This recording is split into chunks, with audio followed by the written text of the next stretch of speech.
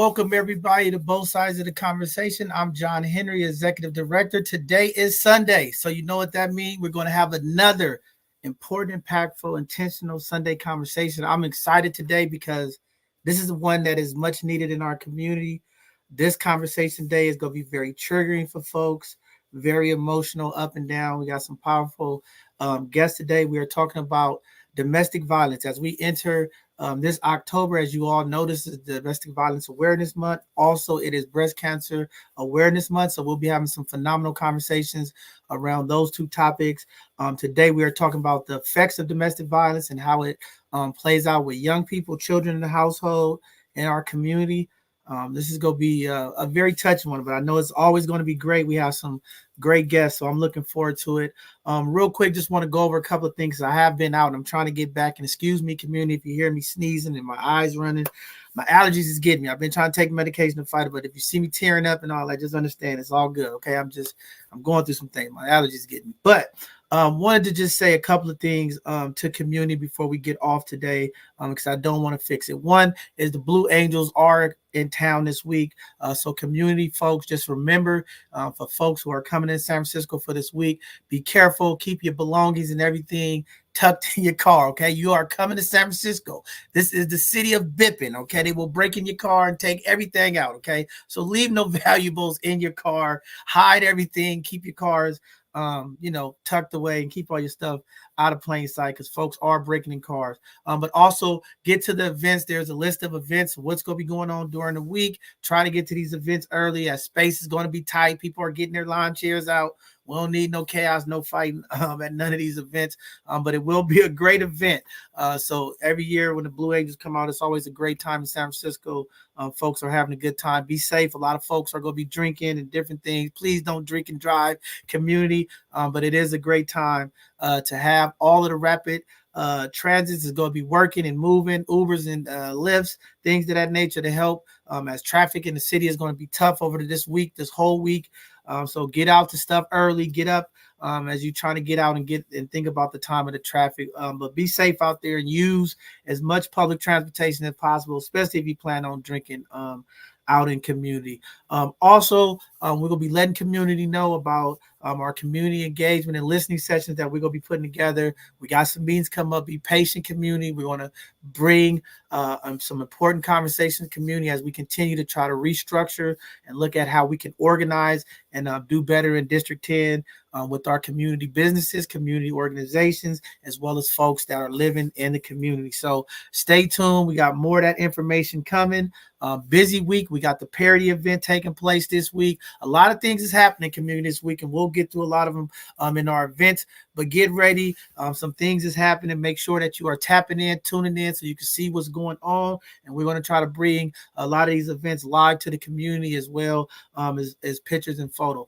Also, with that being said, I want to let the community know, please check out our website. All right. We do have some nice photo booths, and we bring in some photo marketing to corporate events, to community events, and to birthday parties and things of that nature.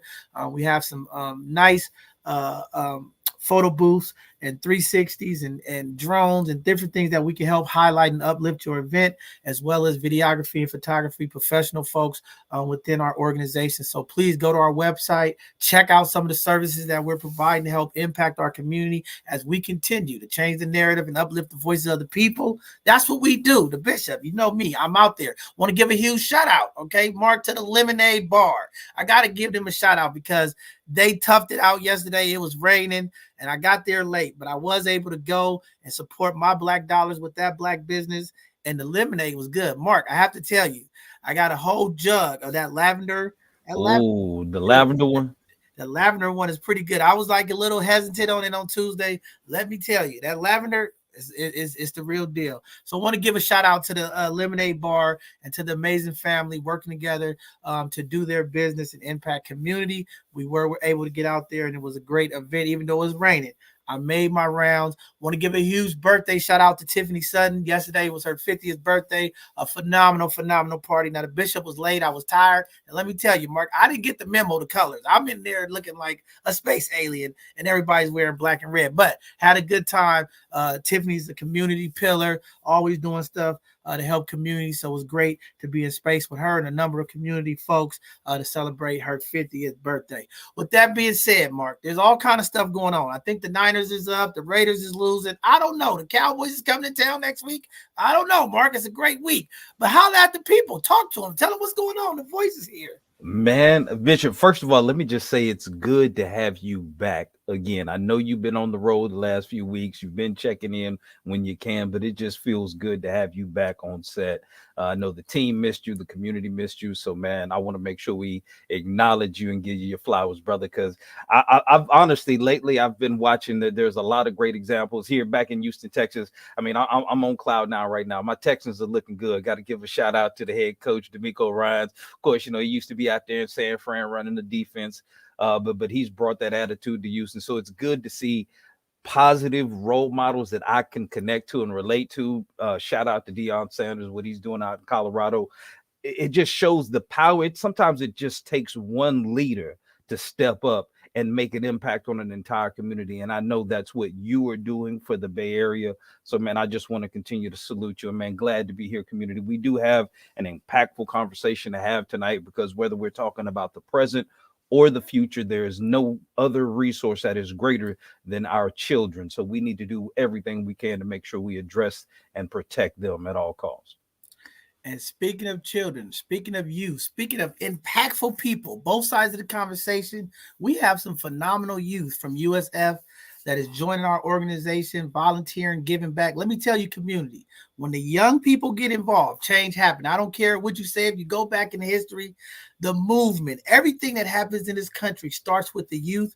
We are here. We're working with these young people. We're going to empower them and impact them and make sure that they get their voices heard as we start thinking about how do we get our youth conversation back going on. So we have some phenomenal youth and we have some youth in the community that are trying to get connected. So I'm looking forward to some of the conversations in the upcoming months and early next year with our young people. Again, the narrative cannot shift without the young people. Community, we must do our part to bridge the gap. Elders, reach out, touch the young people, listen to the young people. They are the future. They are the change. Also, I can't start this show without giving out my condolences to Senator Dianne Feinstein family. As you all know, the senator passed away, 90 years old. She was a California senator, mayor of San Francisco. She was a trailblazer. I know politics get ugly and people have their agreements and disagreements, but at the end of the day, she is a human being, okay? She was a senator and she was the city mayor of my phenomenal city of San Francisco, and the work that she's done in DC and Sacramento and across this country is definitely heartfelt. And I know all of the flags are flying at half staff, but just wanted to say condolences to the family. But she was a trailblazer and she leaves a legacy. Community, that's what it's all about. No matter the politics, what did you do? Did you do something good to give back? And I always talk about leaders and demonstrating what's possible. You don't have to agree with all of the leaders, but is there leadership? And can they demonstrate what's possible? And Senator Feinstein was definitely that powerful, and a phenomenal woman. So again, our condolences here at both sides of the conversation. And, you know, I know folks are watching already which way our governor is going to go with putting who's going to replace her in that seat. Very, very important decision to be made. Very difficult for the governor to make, but we pray and we ask that he just get the guidance and the spirit to make the right decision, and hope that we get the next person in that seat to continue to fight for not only California, but folks across this country. And we're looking forward to that as we start heating up. It's 2024 coming, community. The political season is heating up. People are getting out. There's elections happening. Everybody's running for office. Our mayor, everything is happening, okay, in 2024. Get ready. It's going to be some amazing stuff taking place. Our district attorney is going to be coming on our platform very, very soon. She's up for re-election. So there's some things happening, community. Got to get involved. We need our people in the community to get civically involved this season, not only for the presidential race, but for all of the local races as well. As very, very important stuff happening in 2024. So with that being said, enough of me. Yeah, look, I'm back. You know I'm back now. I'm long-winded. The Bishop. Let's get into the show. Mark, go ahead and take us over the news, community events, and we'll get started for today's show. Will do. And let's go ahead and get started. We're going to jump into the headlines. I will be pulling double duty with news and events. So, community, please bear with me.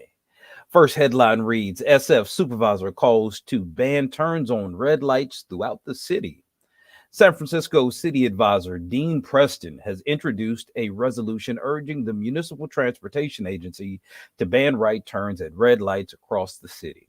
This initiative follows the successful implementation of such a ban in the Tenderloin neighborhood, which led to a decrease in car collisions with pedestrians and a 70% drop in cars encroaching on crosswalks. While the resolution aims to enhance pedestrian safety, especially in high injury areas, it is non binding and its adoption might face resistance from motorists. Other cities, including Seattle and Washington, D.C., are also considering similar bans. Also, in the local news, San Francisco is on sale. Real estate investors starting to buy cities' devalued downtown properties. Always follow the money, community. San Francisco downtown office real estate market is witnessing a significant drop in property values due to the rising vacancies and limited demand, with some properties seeing reductions of over 50%. Veteran Bay Area investor Roger Fields, who once found the market too pricey, recently capitalized on the downtrend.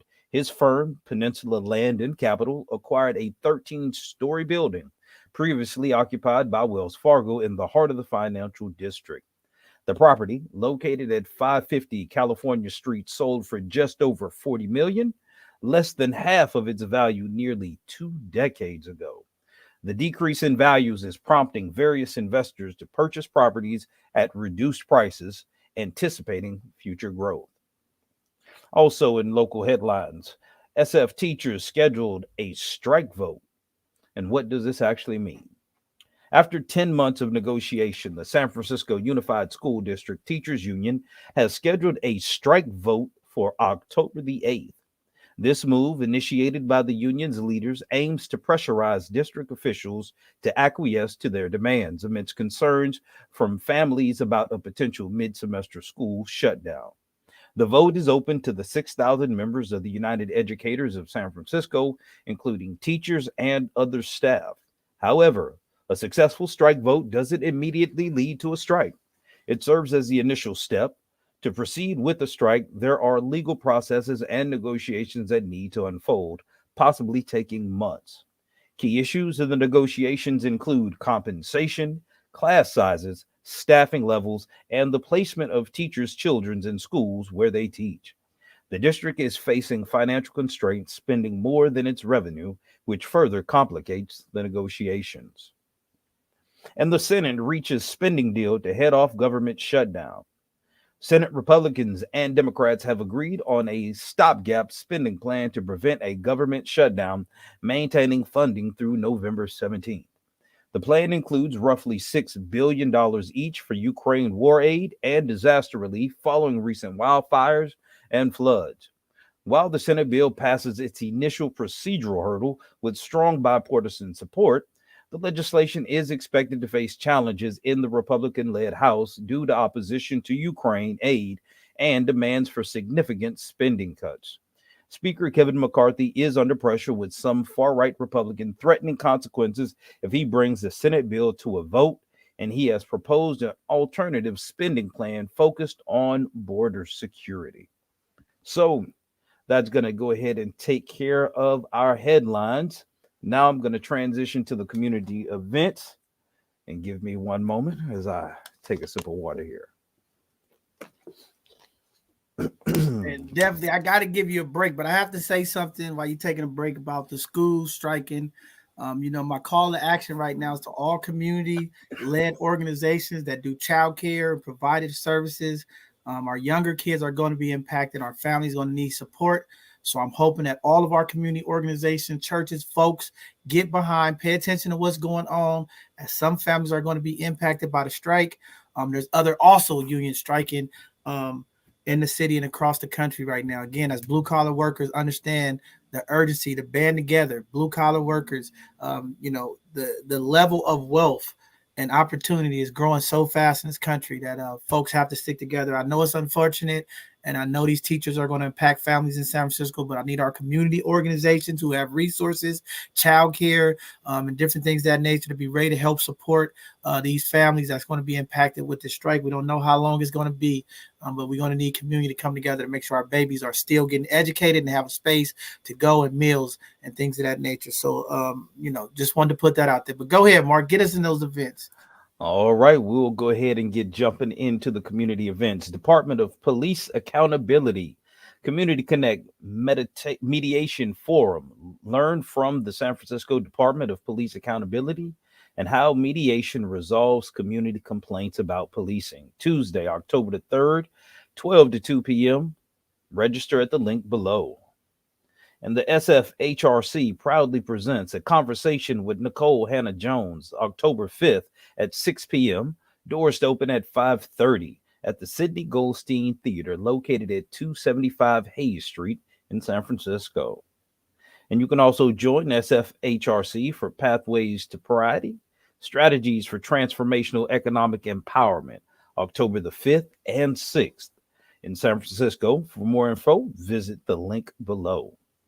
And SFHRC invites all Pathway to Priority conference attendees to join us for the summit closing celebration on October the 6th at 6 p.m. at the City Hall North Light Court. And all my USOs are inviting you to support its blood drive on October the 7th from 9 a.m. to 2 p.m. at 2055 Sunnydale Avenue in San Francisco. Sign up at the link below. And join the Brighter Futures Family Day event this Saturday, October the 7th at 11 a.m. to 3 p.m. African American Arts and Culture Complex, 762 Fulton Street, San Francisco. Please register using the Eventbrite link below. And join the conversation at the YMCA Men's Harambe Cuts Shop Talk. Now, it's for ages 14 and up with complimentary refreshments and swag. Thursday, October the 12th, from 5 p.m. to 7:30 p.m. at Bayview YMCA, 1601 Lane Street there in San Francisco. And discover CCSF for 12th grade families, Saturday, October the 14th, 11 a.m. to 1 p.m. The Ocean Campus at 50 Frida Kahlo Way, San Francisco, in the multi-use building at 140.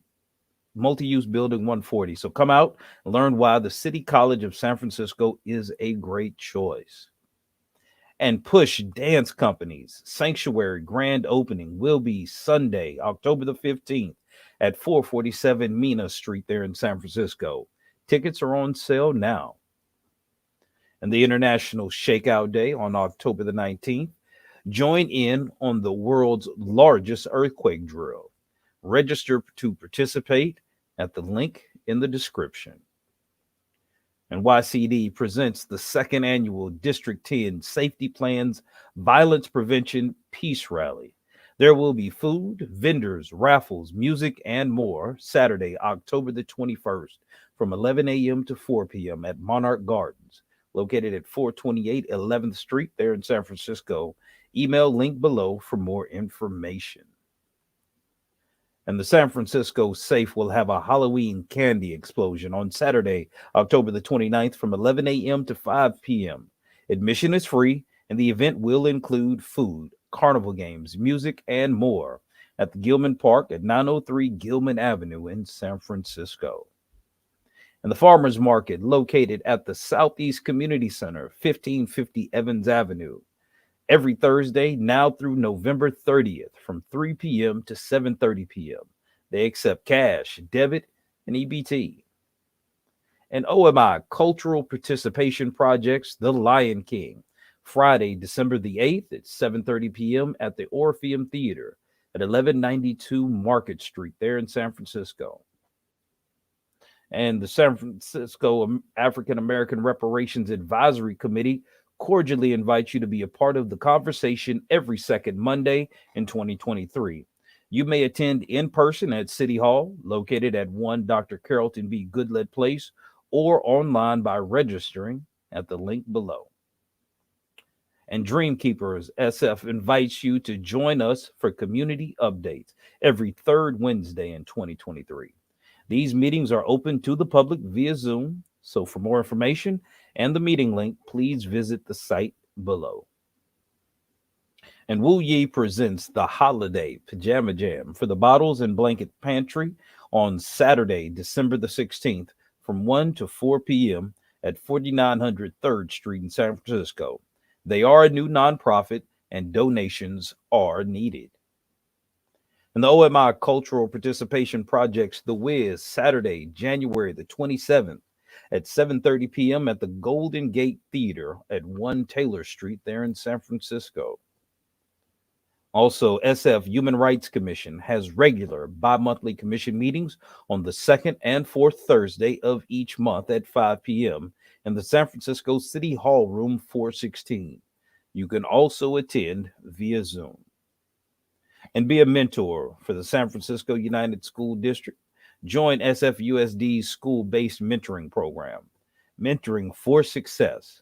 Sign up to volunteer as an individual or group mentor district-wide. And there's a new vaccination site in COVID-19 booster and monkeypox and antiviral pill treatment. Thursdays from 1 to 5 p.m. at 330 Ellis Street, as well as Saturdays, 12 to 4 p.m. at 1221 Mission Street.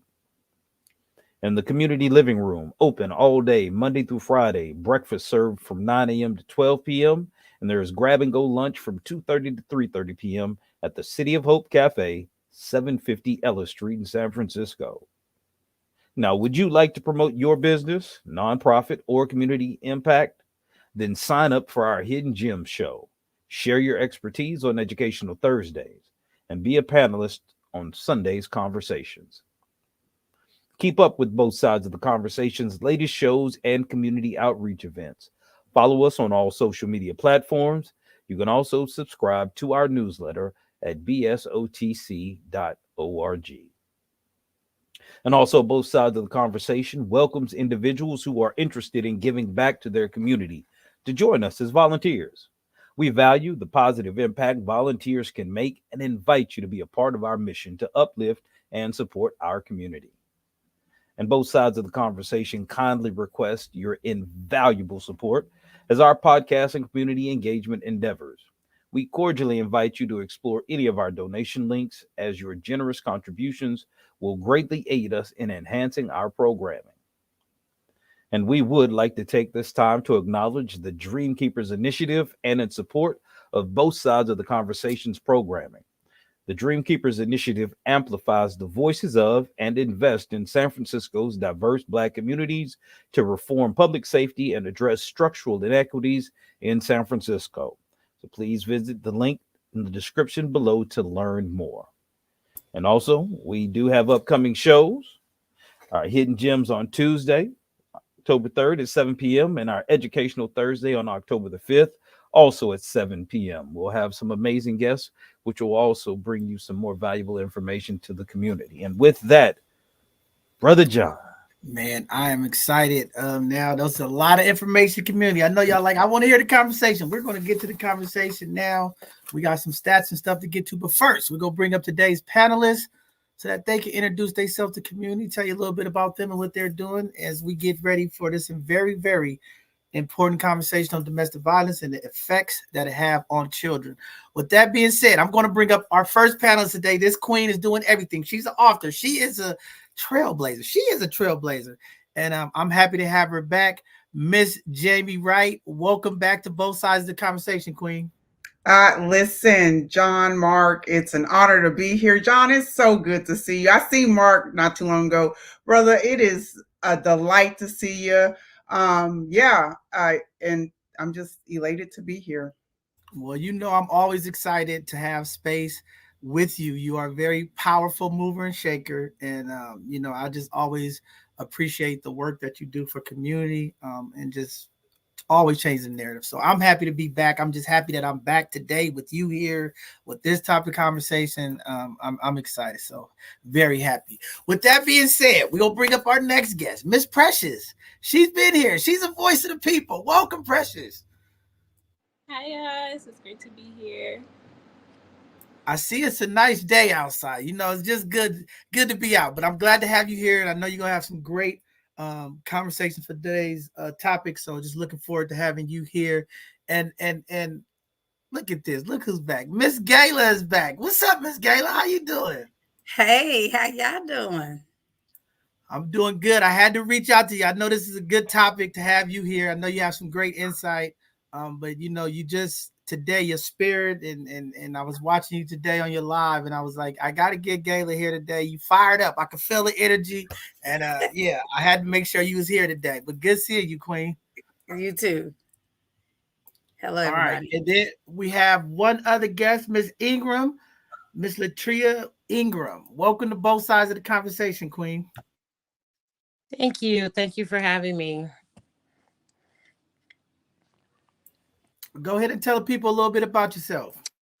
Well, I'm born and raised in San Francisco. I no longer live there now. I live out in the Central Valley. Um, I am now a mom, you can say, aunt, or whatever you want to call it, to my 5-year-old nephew who just lost his mother in domestic violence in June. Um, Not only did he lose his mother, he was a witness to this tragedy, which is devastating for anyone, of course, but to a 5-year-old, it's more than I can even explain or imagine. Unfortunately for him, he is disabled, so it's more than he can explain.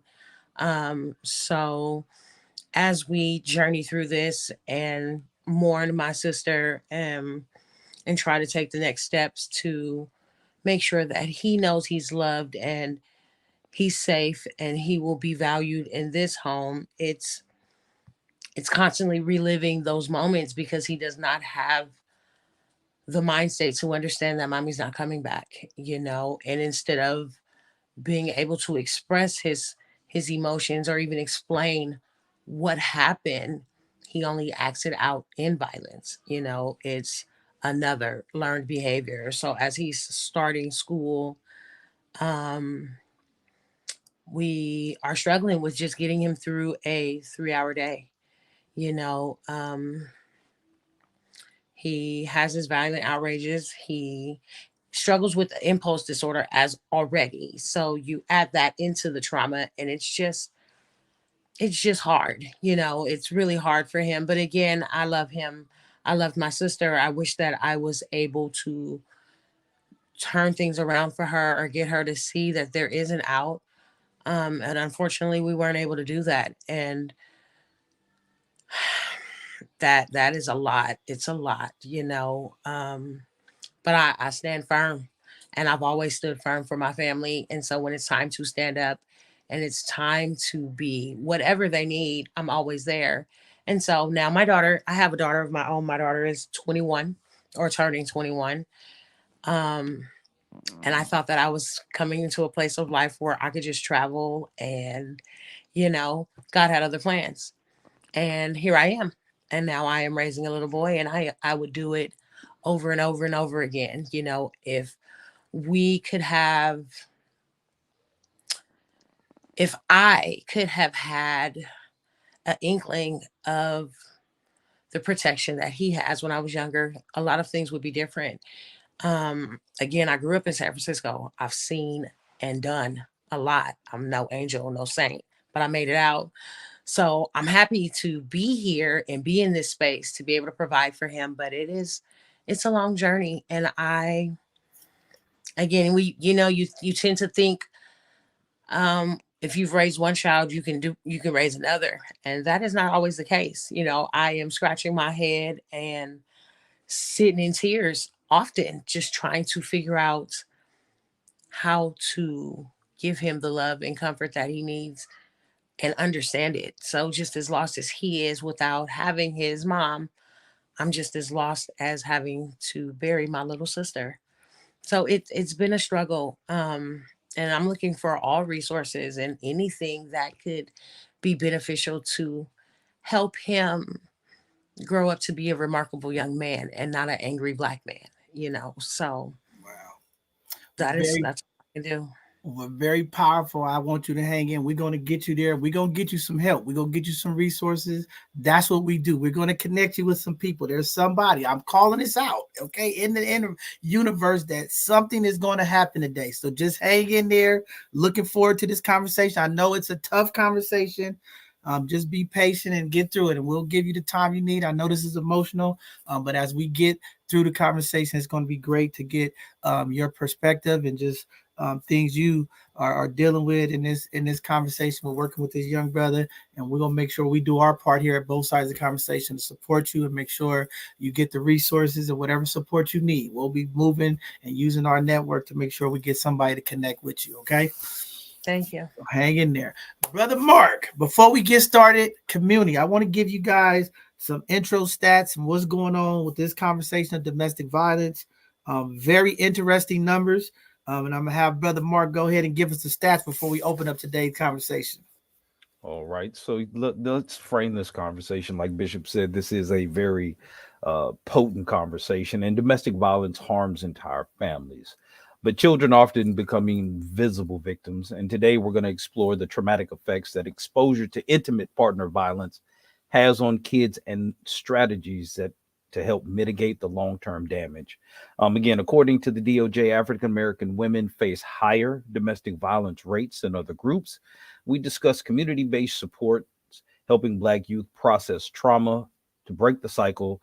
And also we want to talk about giving children cultural competent care so that we can promote their safety and emotional well-being, giving a voice to the invisible victims and mitigating trauma early on is key to fostering the safety and well-being for our youth. Now, some of the stats that we have: over 60% of Black women experience domestic violence in their lifetimes compared to 35% of white women, according to the Institute of Women's Policy Research. Black children, and another statistic, are exposed to higher rates of parental violence, which can lead to increased risk of depression, anxiety, aggression, and academic issues down the road. And in one study, 83% of Black mothers who experienced domestic violence reported their children being aware of the abuse. And finally, access to mental health services and trauma-focused therapy is lower in communities of color impacted by intimate partner violence.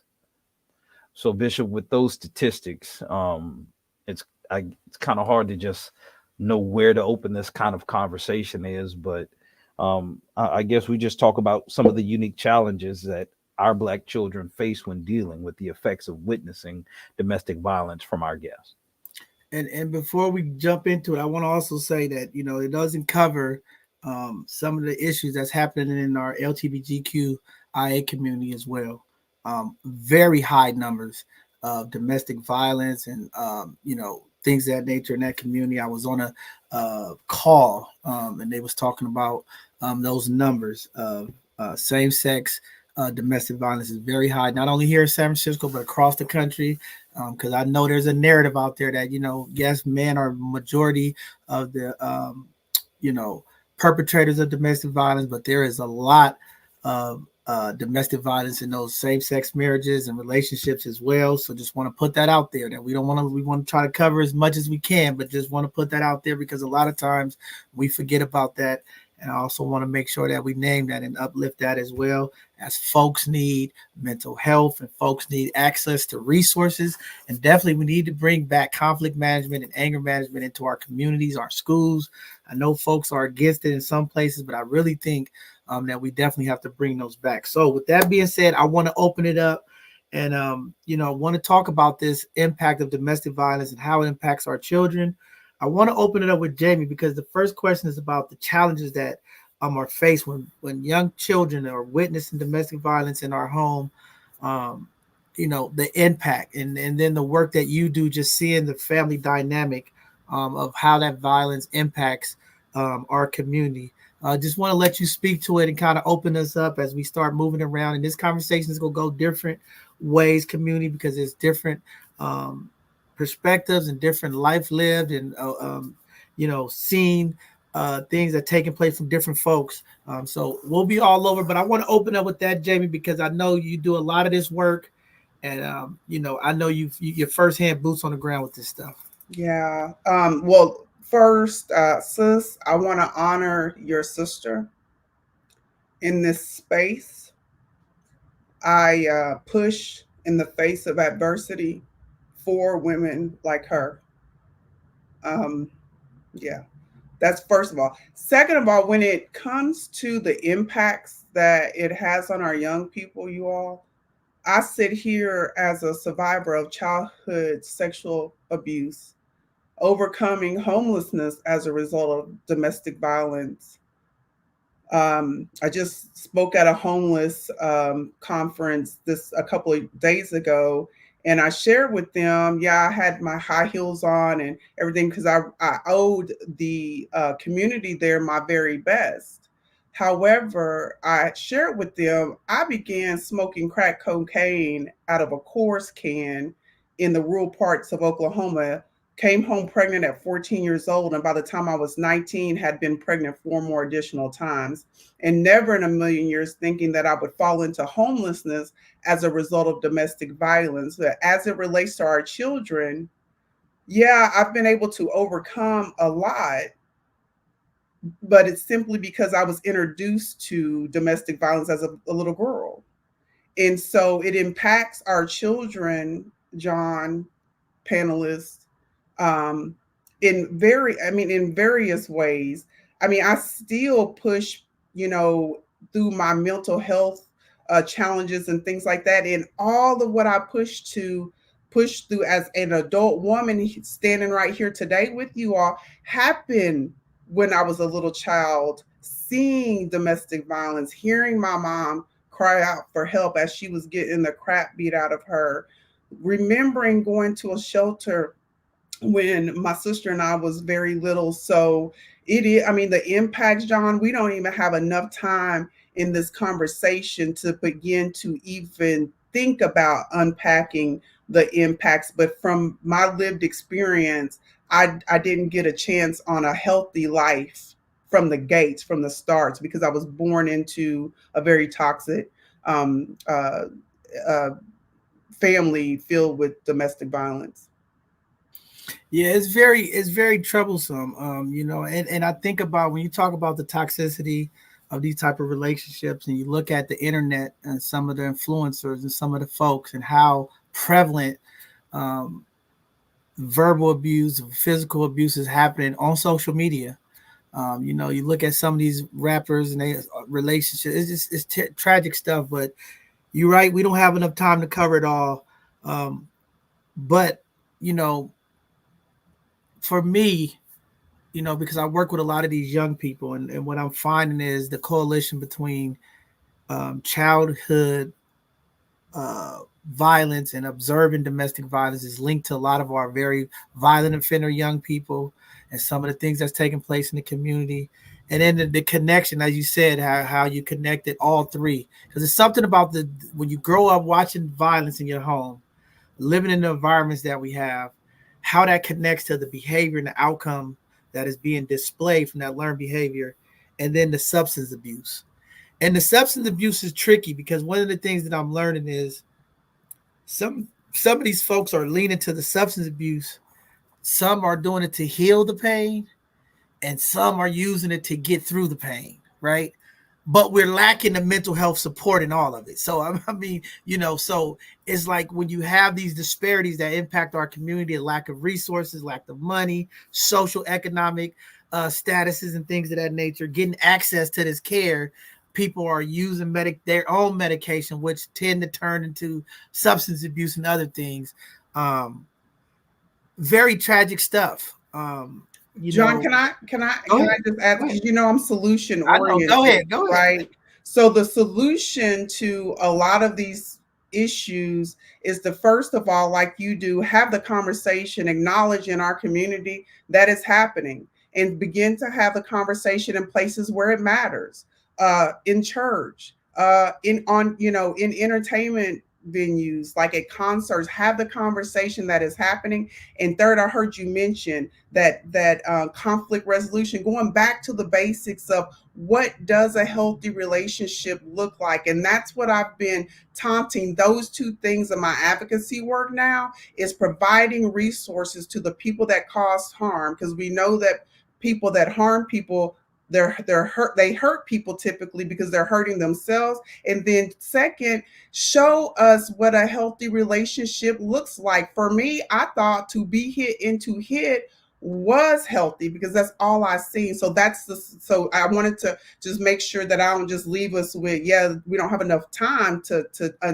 unpack it, but there is some low hanging fruit, common sense solutions to start to address the problem. Most definitely. Well, I'm gonna open it up to everybody. I'm sorry, I just had to get that question out the lead, but you all are open. Let's open this conversation up and get it going. Community, if you're watching, you can use the live chat on our YouTube. You can go to our Facebook page, our group, put any comments in, and we'll get those comments up the screen. If you have questions for any of the panelists, and if they would like to answer them, we will get them out to you as soon. But I'm gonna open it up. Go ahead, Precious, and we're gonna move this thing around. Yeah, I just wanted to add, because I love everything that Jamie said, but I want to add another step in there as far as solutions go, and that is to add not only just trauma-informed care, but somatic therapies as well, because trauma is held in the body. And that is the reason why, as you said, John, people turn to substance abuse, because they are trying to get their body from having this response to their environment. And so when we have children, and I say it starts with the youngest of children, because the children also start to exhibit this behavior or start to have this ideology of what this behavior means for themselves, because children tend to make it personal. So now they're the problem. Now they're internalizing what's happening at home as something that means something about themselves. And so when we have children that don't understand how to get out their emotions and whatever is happening in their body as a response to the trauma, it comes out as violence. It comes out as anger. It comes out as fighting, arguing. And now, with the addition of social media and everybody wanting to be toxic, it is now becoming glorified, and it's even more dangerous, I would say, now, because people are accepting their flaws and trauma as a means of who they are as a character, instead of something that they have to work through. So our children are seeing violence and becoming susceptible to violence and or being an aggressor because of the things that they are seeing, but no outlet of how to get out of that situation mentally, physically, emotionally.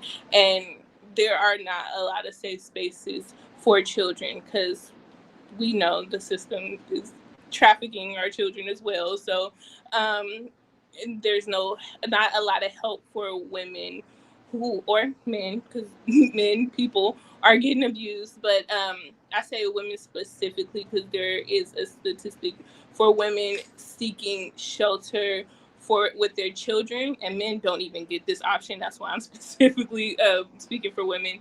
That when they do seek shelter, 9 times out of 10, they will try to take their child instead of trying to rectify the situation that's happening. And Precious, as we go along with this conversation, you and Jamie, I want to think about it, because I do want to keep it solution-based, and I do want to keep it informative for community. When we talk about these safe spaces, we have to call it out to the community, what that looks like. Because sometimes we have community folks, well, my house is safe, it's locked, nobody walk in. But we got to really break it down to the very basics. Because I think sometimes those basic elements are what we miss, especially when it comes to folks identifying folk that are being abused, right? We have a harder time dealing with finding out how do we help them when you have these different scenarios, especially for women that they deal with, being still emotionally attached to the person, having children. Some folks in their mind believe in keeping their family over everything is worth it, right? But then how do we as community identify it and keep it safe to get help and remove those folks? How do we get our internal people to really, as family, working with the young people to find ways that we have conversations with our young people when we're engaging in family events or family unions to find out if our relatives or families is doing it, because sometimes it's playing out in our kids' mind. But how do we frame that? Like, how do we make that as part of the conversation? Because I always believe it all starts with a conversation. And then when we have the conversation, who's actually listening and applying? Because I think right now, a lot of adults, we listen, but we don't apply. So when we hear these children saying, I saw this or I did this, how do we support them when we actually take the words that they're telling us and what they're experiencing and putting it in a way that can be beneficial in a safe manner to get our folks out of here? So as we go through the conversation, think about that, because I want to make sure that we allow our community to understand, because there might be somebody right now trying to figure out what's the best move. How do I get out? How do I navigate this? Maybe there's a red flag that someone in the community needs to know that their family member might be experiencing. And then how do we connect so that we could get them the support? But I'm going to open it up to Gayla and whoever wants to speak. I just wanted to put that out there, because a lot of time we talk about safe spaces and we're not really talking about what does that look like for somebody who might think like, hey, I'm safe. But what does that really look like? And I know when I talk about safe spaces, a place where there's no physical or verbal harm, but that can be extended to other things. And we live in communities sometimes that are just not safe. But, you know, that's a whole nother conversation. But Gayla, if you want to jump in there and be a part of the conversation and lead, or however you want to turn the conversation, you're welcome to come in. Okay, thank you for that. I just want to add to the point that as it relates to like violence in our community, I think us being, as far as like having a solution base, right, and creating these environments that's safe for not just the kids, but the parents as well, is showing up with radical compassion. Right. I think, like, I just did John, you just mentioned the live that I just did.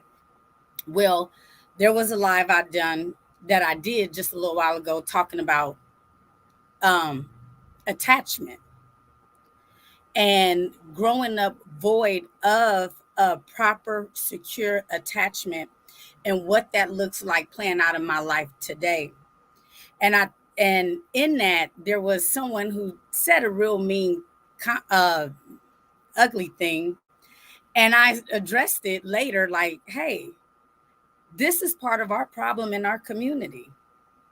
I'm showing up in community, expressing something, talking about something that is obviously have me in pain, right? And the insult and the injury is why we walk around not speaking and talking about these things that we need to speak about. And I think, or I feel in our community, the root of the issues that we have, when we look at the root, I'm a root person. I don't care about dealing with no branches and no limbs and all. Let me get to the bottom of it, because I know if I could get to the root, the whole sycamore tree gonna come tumbling down. So the root of what I'm seeing as it relates to my life, and I've seen it display out in my community. I grew up in San Francisco, and is the lack of secure attachments. And what this looked like for us as women, right? Our men, but particularly women, you know, when we don't have those secure attachments, when we don't feel that validation, when we don't feel that love, when we don't feel that safe place, that opens the door for us to entertain these very, very dangerous places. Because the way God wired us, a human being is simply not going to exist without getting what it needs. I don't care if we have to get it the wrong way. If we don't know the right way, we're going to feel that need. Like, same with like substance abuse. That's what I had to realize in my life. Like with substance abuse. I used to drink, smoke.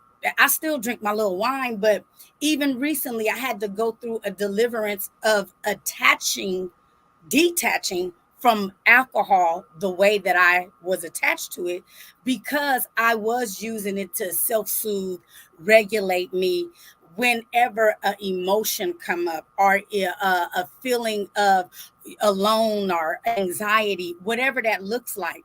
And so what I'm learning is these, like she said, with the therapy and the somatic and all, those tools, is really going inward, right? And I think these are things that we can teach our kids. We can teach women this. And if we, help these women, we will help these kids.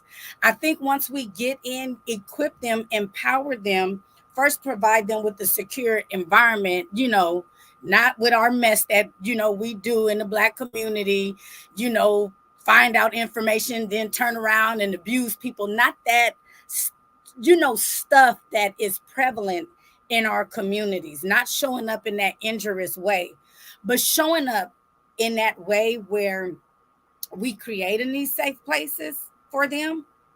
And I think as they begin to heal and address that, then the response to that is, I don't need to be in this relationship.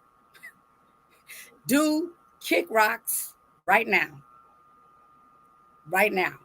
And once we do that as women, I think that, our children can learn, because they learn by us modeling it. Like, no matter what we say to our kids, my mama, girl, don't be out in them streets. Baby, I was in them streets. I'm just not going to do what you tell me. I'm going to do what you modeled. Or like, my mom, I grew up in the home where, obviously my mom had attachment issues as well as I did. That's where I inherited from. She inherited from her mother. And I think we need to look at this multi-generational transference of trauma and why it's so heavy on us, because it's like, you're not just dealing with your stuff, you're dealing with everybody before you. But I think that's really real and something that we really need to address. And like you say, show up with these solution based. You can hold yourself. you can cry a good cry in the shower and cry out to God, and a weight could get off of you. You can surround yourself with women who have walked in enough self-love to teach you how to love yourself. And I believe that the root of it is this lack of self-love and lack of proper attachments, because we attaching to drugs, men, women, bundles, nails, lashes, BBLs. We doing all of this, and it's doing more, causing more trauma than good for us. And now, pause right there. I want to say something, Galen, and I appreciate, your vulnerability today. Your conversation was very powerful. I think one of the most powerful things that you said at the end was, wow, after releasing all of this today on this live, I feel like weight is lifting off to me. Mm-hmm. And I think that's the most important thing, that community that we could do. When you talk about the root of everything, we got to get more people in our community, vulnerable, to speak up. Because I think when people understand that there's somebody else going through what I'm going through, mm-hmm. the beginning of that power begins, right? Mm-hmm. Because there's a lot of folks who are hopeless, that feel like no matter what I do, I can't move, right? But when you have a powerful sister like Jamie and Precious talking about the scenarios and what they've been through, and this is why I say the silence in our community is what it smothers everything from releasing. We have to speak up about what's going on, and we also have to have those testimonies. And this is why I tell people, it's so many folks who've been through things and they excel and they forget to come back and say, this is what I've been through. And this is why I always respect Jamie, because at the end of the day, no matter where we go, that being of where we came from is who we are. This is what drives us. And when people hear, hey, I've been through this, but I walked away, that gives people like that there's hope on the other side, because going through these processes can be very daunting for people. See, and this is why the power is in the voice of what's going on. This is why I say we have to amplify the voices. We have to highlight these conversations in our community to very enriching for the community, because that pain, that hurt, if we don't have a way to identify and see it and be aligned with something that we know is moving, we just stand still. We have to talk about it. We have to uplift it, and we have to get behind each other and make sure that it is created safe so that folks aren't making ill will comments or taking the situation light, and not just saying, oh, this person's looking for attention. How do we support them? And I think it's very important, all of us here, uplifting it and having a conversation about it. I mean, me as a young boy, I've said this before in these conversations, the violence that I seen when my mom was growing up and how it impacted me, dealing with that rage, dealing with that anger. I had to go through and deal with that anger, fear, and pain, to be patient, to be able to process, right? Because I was that angry young man saying, this man is hitting my mom. I want to kill this man. And this is how this happened. And this is why I tell the women of the community who are raising young boys, especially teenage boys, when you bring these people around your kids, the amount of anger and hate that a young man can have in him could cause him to take somebody's life. And that's the responsibility of the women to understand this, because I'm telling you, there was time, and when you a young man, 10, 11, 12, 13 years old, and you don't have the physical strength, and you don't have what you need to protect and be the defender as a young man, that anger, let me tell you, it's very, very, very, very dangerous.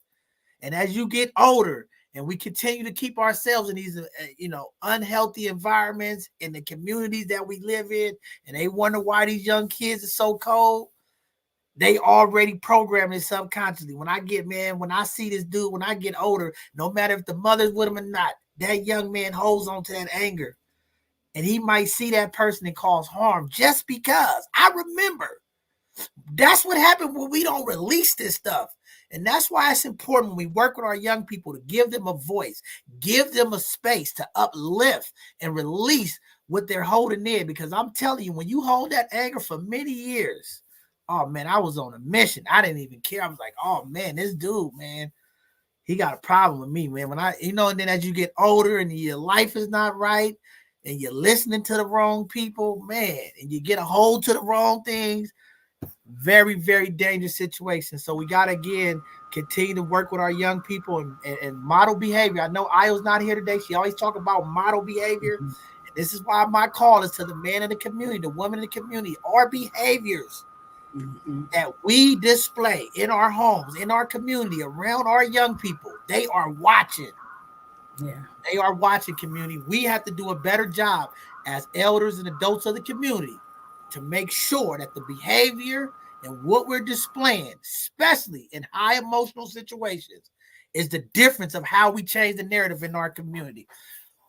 Sister Egram, is there anything you want to say while you're sitting there listening and you processing? I see you over there. I just feel your spirit, Queen. I think you all said it all. It kind of brought me to tears, because it is, thinking about it as I have just been trying to figure it all out. I've went through the what could I do or what didn't I do. I had to realize that I also was a victim. It's generational, and we all deal with our generational traumas in different ways. And unfortunately, my sister didn't see the value in herself. Black women need to remember that we are powerful in many ways, that we are the beginning and end of our community, to know that we are loved, or to be told that we are loved, that is a thing that I wish I could get to my sister and tell her more, to tell her that I love her and that there is someone out there that is willing to love her, and it doesn't have to hurt. But to be valued, we need to be valued. And, we look for all the material things to make us feel whole, instead of finding ourselves in ourselves. And so I just, as I continue daily, I have my wave of emotions through it all. But the best thing that has come from all of this is knowing that there's a community out there that is willing to speak and help and give courage, because my sister couldn't find that, and she tried. The police failed her, her community failed her time and time again. And so I think it's just, as much as we glorify all the wrong things, we need to have someone outside glorifying all the right things, saying that there's someone there for whatever it is that we may need, whether it's substance abuse, whether it's domestic violence, all of the big things that are hurting our community. I mean, it's just, I wish it could stop. That's all I got. I think something powerful in that what you said. It makes me emotional because I tell people this all the time and they get mad at me. They say, I said, no, my community needs validation. I have to pump my people up. People, because I'm gonna tell you what it is in our community, and this is how I know we want to feel important. We need that. And this is why I do this. And some people don't even understand because I listen to the people. All you got to do is sit back and listen to people. Our community, our culture, we want to be appreciated. We are tied to that respect. We are tied to that validation. And the more you try to highlight and say things about people, oh no, I don't want to be. And they say that and they need that. And I think it's powerful that you said we have to empower ourselves, because too many of our young girls out here, young men, are dependent on that from other people to say that you're beautiful, to say that you're this. And this is why I say the most important people are the people in our house. Sometimes it's not your mama. Sometimes it's not your daddy. Sometimes it's your brother, your sister, your cousin. Sometimes it's the neighbor. But how do we find a way to embrace each other? Because we need it. See, I always tell people from the time we come out the womb of our mothers and they cut that umbilical cord, we are chasing in life that connection. That's why I tell people it ain't no by yourself. Everybody, I'll be by myself. It ain't no by yourself. And we came in here through somebody else.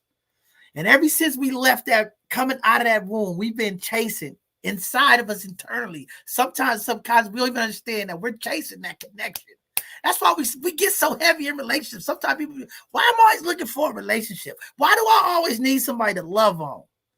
Because we go back to, like Gayla said, the roots of everything. Coming out of the womb, coming connected from somebody. And once you remove me from that, we don't even think about it in our life. But from the day we are removed from our parent, our mother, we are chasing that high of finding that connection, finding that comfort. And we have to uplift that and understand that's part of it. So when I tell people, we have to highlight. I have to when I step. Everybody, John Henry, why you always come here and tell everybody they great every day? Because I know inside people need that. Somebody needs to tell them, you are enough. You are great. We need to hear this stuff because it's something in our DNA that is wired that way, especially the Black community. And when we don't hear it and we pour in all these negative things, we're fighting for the very thing we want. Some appreciation, some connection. This is why we have so many abandonment issues in our community, because we are looking for that. We are looking for that attachment that Gayla talked about. So again, we can start by changing the narrative. We have to do this. This is why when I walk in spaces, I'm always doing this. And people be thinking, what are you doing? Why you got to be like, because I know I have to highlight people. And people say, why you highlight me? I don't want to be out there. Yes, you do. Because when they don't get acknowledged, I be around these same people. They didn't put my organization on the flyer. Oh, they didn't uplift my organization. Oh, they didn't talk about what I did though. Oh, but just a minute ago, I don't need this. I don't want to be, you know what I'm saying? So I understand it. But it's something about us that we can't feel good. And this is why the historic stuff, and I'm not a historian, but when you talk about slavery and what's been done to Black people, see, those roots are still there. We can't appreciate ourselves. And then when somebody else tried to appreciate, and this is why that PTSD and this understanding, this is why you got to be a heavy person. That's why I appreciate all of you being strong queens and being mentally there in a strong space. Because if you're not strong, this stuff will destroy you. I'm telling you, I just came back from a civil rights tour, and let me tell you, I thank God on my way back home saying, thank you for giving me this other information that I didn't get in the San Francisco Public School District. But I'm glad I went at the age that I am. because I can handle it. Maybe a little younger me, I probably wouldn't have been able to process it. So again, how do we transfer the messaging? How do we connect the history to the future? How do we continue to uplift and appreciate each other? And this is why our community is so angry, because everybody looking at each other crazy. Nobody speak to each other. And we just want that somebody to be nice. That's why I always make people laugh. I gotta be silly, because if I don't be silly, people won't laugh. Everybody just, we go in spaces, everybody. I mean, I gotta break the ice. Come on, y'all. We human beings at the end of the day. And we're all chasing for that humility. We all chasing for that humanity. We want that. It's something about when someone uplifts us. And this is why we get in these situations. This is why these young men and these young women who get caught into these lives, because they're looking for somebody. Parents out there, love your kids. Tell your kid how beautiful they are. Show them some love. We got to start young. Wrap your arms around them in the morning. Don't just drop them off at the school bus and say, I see you later. Say, I love you. You look beautiful. I like the colors you have on. See, with my granddaughter around, that's what I do to her. So she's hopefully, but she understands. You are everything you need to be. We need this in every community home. Let's have that conversation, community. But go ahead. I'm open up to y'all. We got to keep the conversation going. I got excited. You said a few things that I think is very important. You mentioned something about, like, you know, growing up in the home and seeing your mother go through what she went through. And I think as mothers, we have a responsibility to be cognizant of the type of men we're bringing around, because those kind of situations create that becomes the root of why when we get older, we have these dysfunctional relationships with women, between women and men when we get older, right? Because there is some anger that our sons have to deal with. You know, our sons watching us tolerate and deal with this and do that. And sometimes our mothers in our community are not even showing up for their children in that manner. And so another aspect of that is that we're watching our mothers show up for these relationships, show up as a human punching bag, or, you know, to be used and discarded. And we love our mothers, right? And it is painful. It does create anger. And the son is not going to go off on his mother. Well, some will, but, you know, on an average, a young man is not going to do that. So what he has to do now is he has this anger inside of him that he got to release. So now he's inflicting it in the community. And that's where we start dealing with that hostile disorder that we see so prevalently in our communities, you know, with this chip on our shoulder. And that's another real conversation, like a real issue that we're dealing with in our community that we're not addressing. And then also the part of validation.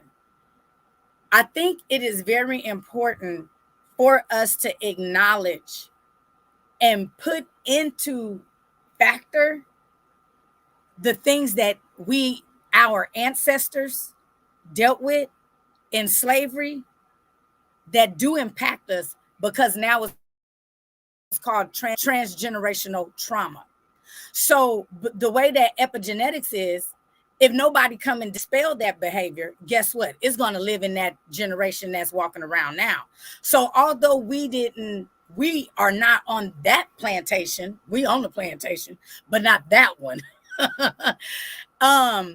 We're still dealing with this sense of not being valued, you know, like that. And I think that is part of how we can start promoting some healing through our community. And I'm glad you do that, because we need that. We need to be told we're important. We need to be told we're beautiful. We need to be told that we're important. We need, you know, all of those things we need, because society for so long here in America have told us the total opposite.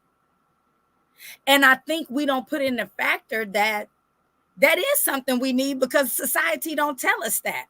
And when we're dealing with our families, sometimes if we haven't come from those families that has been able to love through their pain, you know, if Big Mama ain't there, because Big Mamas is gone now.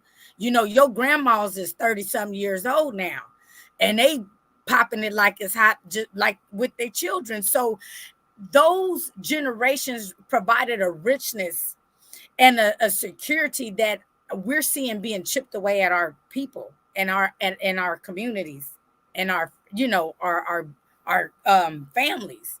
And knowing and having that validation is real. I think when we say, oh, we don't need that, we be lying, we bluffing, we perpetrating, because everybody want to feel important, especially Black folk, because we've been so long without feeling important and being devalued. You know, we devalued in the family sometimes, we're devalued in relationships. You know, we have this constant devaluation or being devalued that we experience, and it is showing up and it's real. And I think just simply acknowledging it and having a conversation is where the healing can start. And I'll yield. That's very powerful that you said that. I think that's right on the money where we need to be. Precious, before I let you go, I want to ask you this, because you're about to speak anyway, and then Jamie, right? Because, you know, I get these questions about how can the schools and youth programs, you know, expose and have these conversations. But I want to ask both of you, how important is it for our families and our community to deal with this? Because we know the systems and how reporting could cause more harm, right? And I'm always like, I'm on the fence with this, right? Because I'm like, yeah, we can teach it in schools. Yeah, we want to have this. But then we also understand how child protective services impact Black families and things of that nature. It's like, we know this system is not against us, right? And I always say, you know, I keep saying nobody's going to save us but us. How do we start to have these conversations with our young people outside of our schools, in our community, like in the families? How do we begin the conversation? We don't sit at the table no more for Sunday dinner. Like, when do we have these conversations? Because I always hear people say, we got to have a conversation. When do we have it? I want to know, when do we have the conversation, right? Is it when the kids are driving, we driving the kids to school? Like, when do we have these conversations with our young people? And then how do we correct the behavior? Because I also believe that we have a responsibility as adults and parents, even if you are the mother and the victim of the domestic violence. How do we articulate and have that conversation with our children that this is not okay? But go ahead, Precious. Yeah, I mean, that's good. It kind of ties into what I was going to say anyway. It's that future piece. I mean, that past piece that you were talking about.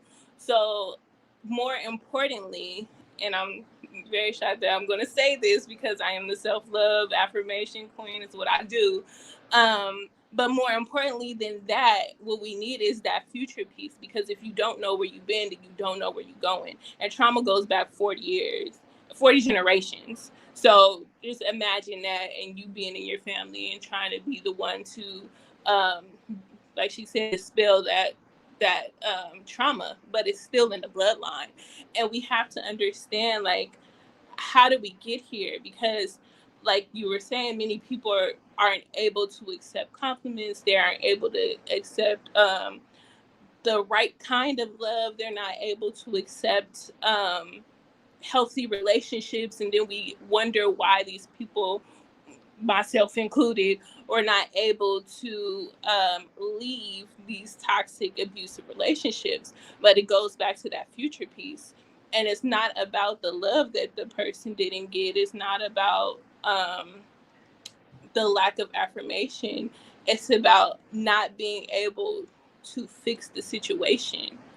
And a lot of times as children, we separate whatever it is in our mind and put it into a category, right? So if you look at the people that raised you, and if you were in an abusive relationship, if they were in an abusive relationship, let's say, and you say, my mom had abandonment issues, my mom liked to yell, my mom did this, my dad did this, and you put them all into categories, and you say, I'm not going to talk to anybody that's like my dad.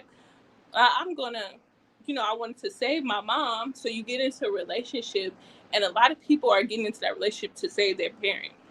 Because men also are very under reported, but men highly get abused. Same-sex relationships are highly abusive. So we see these and we're asking people and children like to get out of this place, right?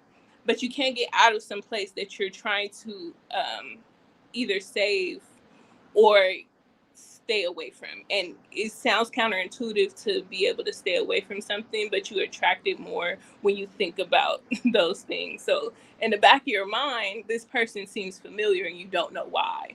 In the back of your mind, you like, maybe I could just get around this if it wasn't just this one thing. When we talk about those red flags, it wasn't just this one thing, or this person was mean to me, but maybe they didn't really mean it.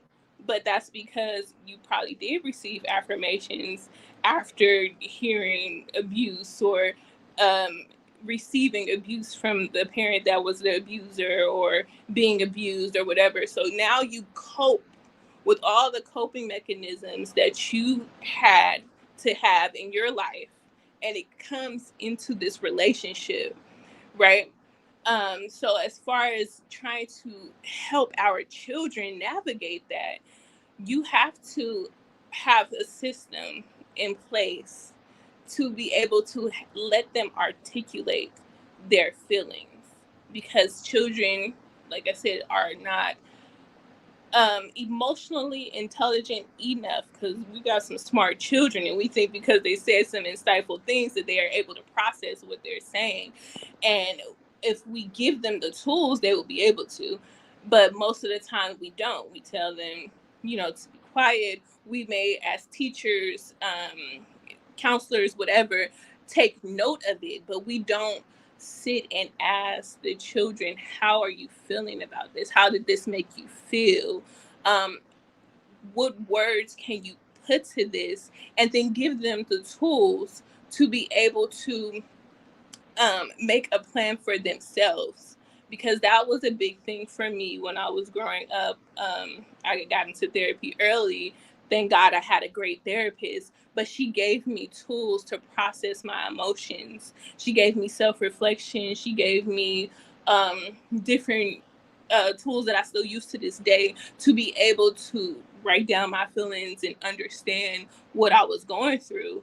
Unfortunately, I met someone that reminded me of my abuser, unbeknownst to me, that got me into the savior mode, and which was the reason why I stayed. But I still have tools to be able to process what happened to me and allow me to heal. Wow, very powerful stuff. I want to give it to Jamie, and then I know Mark. I see Mark sitting there. He's scratching this. He's been processed. Mark is observing. He's sitting there and observing. But I want to say this, Precious, because I gotta interject this, because I talked about it earlier. We gotta identify what that looks like. We say we have to have our systems, and I know what you're saying, but we got to figure out, what does that system look like? How do we apply it to our families? And I want to talk to you, because I think it's a good thing. We got all these family card games, and I think we should just make some real games that we should make cards about interacting with our young people and opening up these conversations with families, because sometimes some adults don't have the tools, maybe didn't get the therapy to start the conversation. Maybe it is just, shut up, I don't want to hear it, don't worry, you're going to be fine, right? But we really need to have a real conversation. And maybe we need to create our own community cards that we could bring the families to that a mother could bring her children, or they can have together to say, hey, tonight, instead of going to the club, ladies, let's sit down, and we're going to sit down tonight. And I got to make y'all laugh. But, let's sit down and have a conversation. Let's make this our date night. Let's make this our family night and have a conversation to process some of the emotions, some of the feelings. Maybe it didn't get let me just say, in a person's relationship, maybe it didn't get violent, because sometimes we forget about the verbal abuse that's just as harmful, right? Maybe you and your boyfriend, your husband, maybe it was a heated argument. Maybe the kids was around and heard the yelling, the screaming, or the disagreement. How do we have a conversation and process? How did that make you all feel we was going through this? Because I think sometimes as adults, we gotta reprocess some of this stuff as well. We just get to going and we forget. But when we talk about systems, I want you to think about that, President, because I want to come back, because I want to say, because I always ask people, like, what system do we have when I'm going through it, when I'm emotionally triggered? What does that system look like? Who do I call? Right? And then we got to be careful who that we leaning on. Are they going to give us the right information? And lastly, because I know Jamie's ready. Jamie, I want you to think about this outside. And this don't apply to you ladies. But we talk about toxicity and what's going on, and not only in reality TV, our culture, the music, these women, when they're around each other in groups, when they're doing their little catty group stuff, learn behavior. I listen to some of these people. I'm around these places, okay? I don't want people to think I'm under a rock. I hear women. I listen. Sometimes I don't say nothing. I just sit there and listen. But women, I've heard women, oh, if a man ain't putting his hands on me, I don't feel love. Some of these sick thoughts that we put in our head that's okay, and the group okays it. This is what I'm talking about, corrective behavior. See, we need some women in these groups to stand up and say, hey, no, that is not okay. I don't understand why you feel like that. And I think you should talk, because I think if we just start confronting negativity, we got to start confronting it in our community. It's too many times we just standing there and we listen to this foolishness and nobody says anything.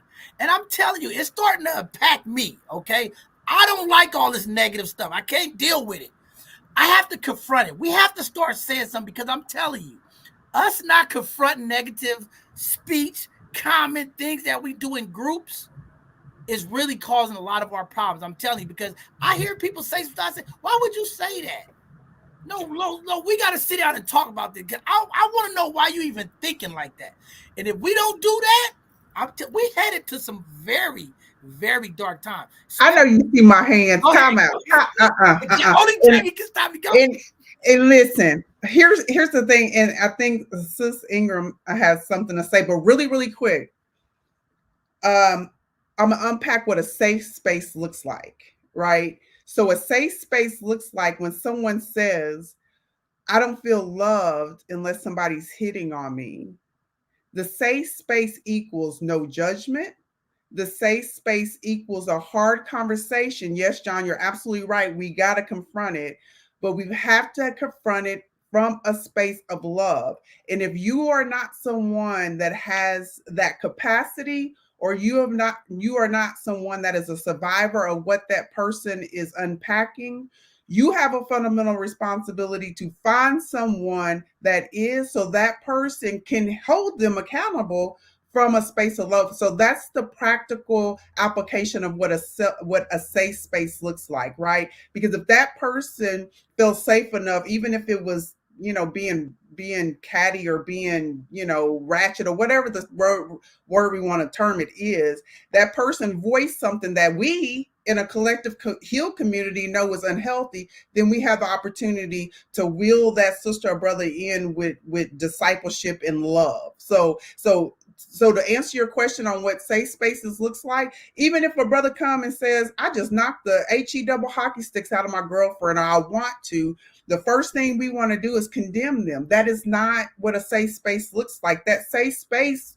looks like, well, let's focus, brother, on why you feel that way, and then start to unpack, like Gayla said, the root. So that's what safe spaces look like. But you're right. We do have to approach this like, hey, sis, hey, brother, like, that's not what love looks like. And let's figure out why, because that right there is the reason why some of us walk around in shame and silence, because when we come to someone and they react in a way that they don't recognize as just as harmful as the person that's causing us harm, the judgment, the ridicule, the girl, if I was you, and all that foolishness, that's what we need to talk about, is how we respond as a community to people that cause violence and to people that are receiving violence. So with all due respect, brother, and I know you're going to have me on because you love me like that, but I appreciate you saying it like that, because you gave us in the moment tools of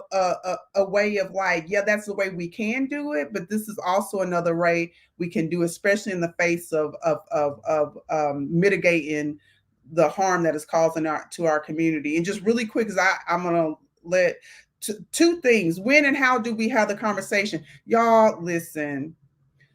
We as adults, a lot of us are, especially in the Black community, because when it goes back to epigenetics and all of that, all we are is broken little boys and girls walking around in adult bodies, paying taxes and all of that. So the first thing that I would charge any adult that has the honor of holding space for a little person, is we've got to get the healing, especially our generation, the people that was born in the 60s, 70s, 80s, and 90s. We have to get healed, because if we don't get healed, we're going to bleed on everybody we touch, to include our family, friends, and romantic relationships. And y'all, I'm talking about something I do know, because the thing about it, my brokenness caused harm amongst my children.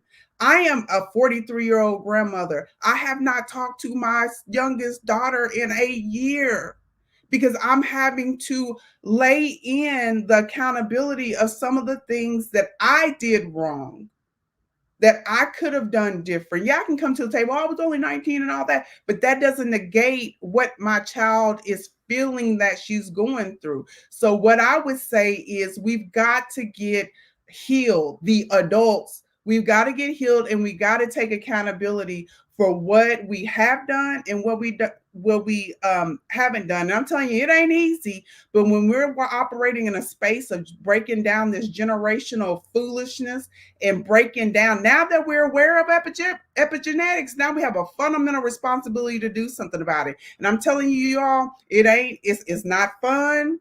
Lord Jesus, my youngest keeps me on my knees, and then my oldest and her husband is really quick to put me in timeout. So I'm talking about something that I know is certain. 2 practical tools I want to share with all of us is, Sis talked about the body keeping score. I'm listening to this free. When I say free, I said free, y'all, on YouTube audiobook called The Body Keeps Score. If you do not know about it, please tap into this free Audible resource that's going to give our generation. We ain't putting the onus on the people that got it right and the people that got it wrong and the kids and school teachers. No, everybody under the sound of my voice and on this podcast, we all have a fundamental responsibility to listen to this free book, to get the tools to understand the why, so that when we go out to be of service to people, that we're not bleeding on people, that we're getting the healing that we need. And then ultimately, just by law of attraction, like Sis said, we're going to start to attract the healthiness, the healingness. And the second practical tool, y'all, I love everybody. I'm a Christian, I'm a believer, but hey, whatever you worship, as long as it challenges you to be a good human being, hey, I love you to the ends of the earth. The Potter's House, based out of Dallas, Texas, there was a lady named Dr. Anita Phillips, y'all, that broke down decision making today. You don't have to be a believer, but I'm asking you all, go to YouTube, tap into that sermon today at the Potter's House, because Sis unpacked, Dr. Anita Phillips unpacked from a scientific point how we have to be aware of the decisions that we make. And the sister unpacked, like, wait a minute, are you making these decisions based on your hurt? And guess what? Are you making these decisions because you don't feel validated? And then at the end of the sermon, she challenged us to say it out loud for affirmations. I am validated. Y'all, I'm crazy. Look, in Houston, just going, I am validated, looking crazy. I had errands to run this morning, but that's how intentional I am on breaking down this foolishness. Now is the time. And study childhood adverse effects when you unpack in your toolbox, so that we can continue being the space and the healing that we need, because it's our generation. We are the Joshua generation. We can no longer judge and blame other people and put it off on some system, they gonna come and save us. No, we're saving ourselves, and we're getting the tools to do it. Okay, I'm done. I'm glad you pushed back on me. I always love that. I don't take it personal. Okay. This is what this is about, having a conversation. I'm glad you understand the point I was making. You cleaned it up just the way it needs to be. I am the bishop, but sometimes it don't come out like the bishop. Y'all don't understand. But y'all get what I'm saying. We have to confront these issues in our community. We have to bring it up. And I'm glad you said it. Now, community, y'all have heard me say this every show. The problem in our community are the adults. Thank you, Jamie, for confirming. I keep telling the people, we can't fix our kids until we fix the adults. The adults are the problem. I deal with this every day. I see it in the courtrooms. I see it in the community. I see it in the stores. I look at these adults and these parents, and I'm like, this is the problem. We are the problem. We got to fix our trauma. We got to deal with the things we've done and dealt with. We got to get help. It is the adults, and I keep telling these elders, if you want the young people to change, you got to change. It starts with us. But thank you for saying that. Brother Mark, I'm going to let you go. Sister Ingram, did you want to say something first? I want to make sure my guest, I came off mic. I just think that I heard earlier someone was talking about us, having a voice or speaking out in the schools, and it could be where I live. But I think that it's really, really important for our children to have someone to reach out to that looks like us, someone that can communicate, understand our slang, our slander, understand our hardships, our struggles, because often we go into the world with other cultures and we are not understood. We are not heard. We are shunned at the door. It is important for us to find someone or when I was growing up, I grew up in church. We had our pastor and the pastor's wife. We had our grandmother, our grandfather. We had relationships to look up to. And that doesn't mean that their relationships were correct or we don't know what went on behind closed doors. But when they opened that door and they came out, that was something that we can idolize. We don't really have that too much these days. A lot of people wouldn't go to church if the funeral was happening in it. But that's another issue. But as long as if we have someone that we can relate to, there is Black people or Latin people or any of any color that is educated, that can be of assistance to the hardships and the struggles that are happening in the community. And they're right there in it. It's just a matter of us knowing who to go to. So I think that that's really, really important. And I'm gonna agree with you. I'm gonna tell you, I know I'm blackity black, but also for our adults, okay, especially our young kids. Yes, we want our young kids to see people who look like them, educate and understand. But for the adults, because I know in our community when we talk about mental health, sometimes our Black folks is not gonna open up to other Black folks because they feel they're exposing themselves. So my thing is this: you find the person, whoever it is, whatever creed, whatever race, whatever you could do. Community adults. I'm talking to adults now. You find your connectivity. Find somebody that can help you. Find somebody that you can trust. Because I'm going to tell you sometimes, and I've been mirroring this mental health work, going into sessions and different group stuff. Sometimes our people open up to other people that they wouldn't do if they was Black. Not just being real. But again, I hear you. I'm an advocate for always Black everything because I think it's something that we have connected there. But whatever works for you, community, get the help you need.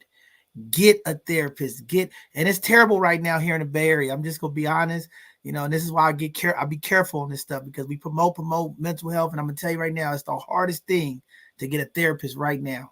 I'm just being honest. The cost of living, everything is high. We can't get enough therapy here in our community. There are some, but again, we got to keep fighting for it. And this is why I always challenge our folks in the community, the higher educational learners, the high corporate ladder climbers. The folks who do this work, who are not reaching back to uplift the community, shame on you. I don't care about your doctorate degree. I don't care about your sorority and every fraternity and all that stuff. And I keep getting on these people and they get mad at me. I don't care about that stuff. I ain't calling you doctor until you impact in our community. You want respect from me? I go in these spaces. I don't call people doctor. They gonna tell me one time, John Henry, you have to be respectful to people. They went to school and they deserve the right to be called doctor. I said, I'm calling you doctor nothing until I see you impact my community. If you working in my community, you a doctor, and you ain't helping my people, then I ain't calling you doctor. So that's just what it is. So don't get mad, community. Y'all can keep kicking me out those city meetings and all that when I come in. I don't care. I ain't calling nobody nothing because these people get on the phone. They talk about I'm a doctor, I'm this, and you ain't doing a damn thing for Black folks, and you ain't doing a damn thing for my community. And I ain't giving you that respect. I'm respecting the people that's doing the work. And we need some workers out there. We need some folks who are in mental health, in therapy, doing these sessions. Get these help to our community. And I challenge the government now more than ever. Okay, because this is what I be talking about, performative, talking about what the issue is. In this country, we fall in love with showing statistics and stats, what's wrong. But nobody want to address it. And COVID, all across this country, they dropped the standards for nurses to become nurses because we were short people. I keep saying we have to apply the same rules of COVID right now on mental health like we did for COVID. We got young people that got to do all these thousands of hours. Give me some Black young people. Lower the standards so they can get through, so they can come help our community. I need some people that can do the work. And sometimes those barriers of what they have to go through just to be a therapist and a counselor is outrageous in this country.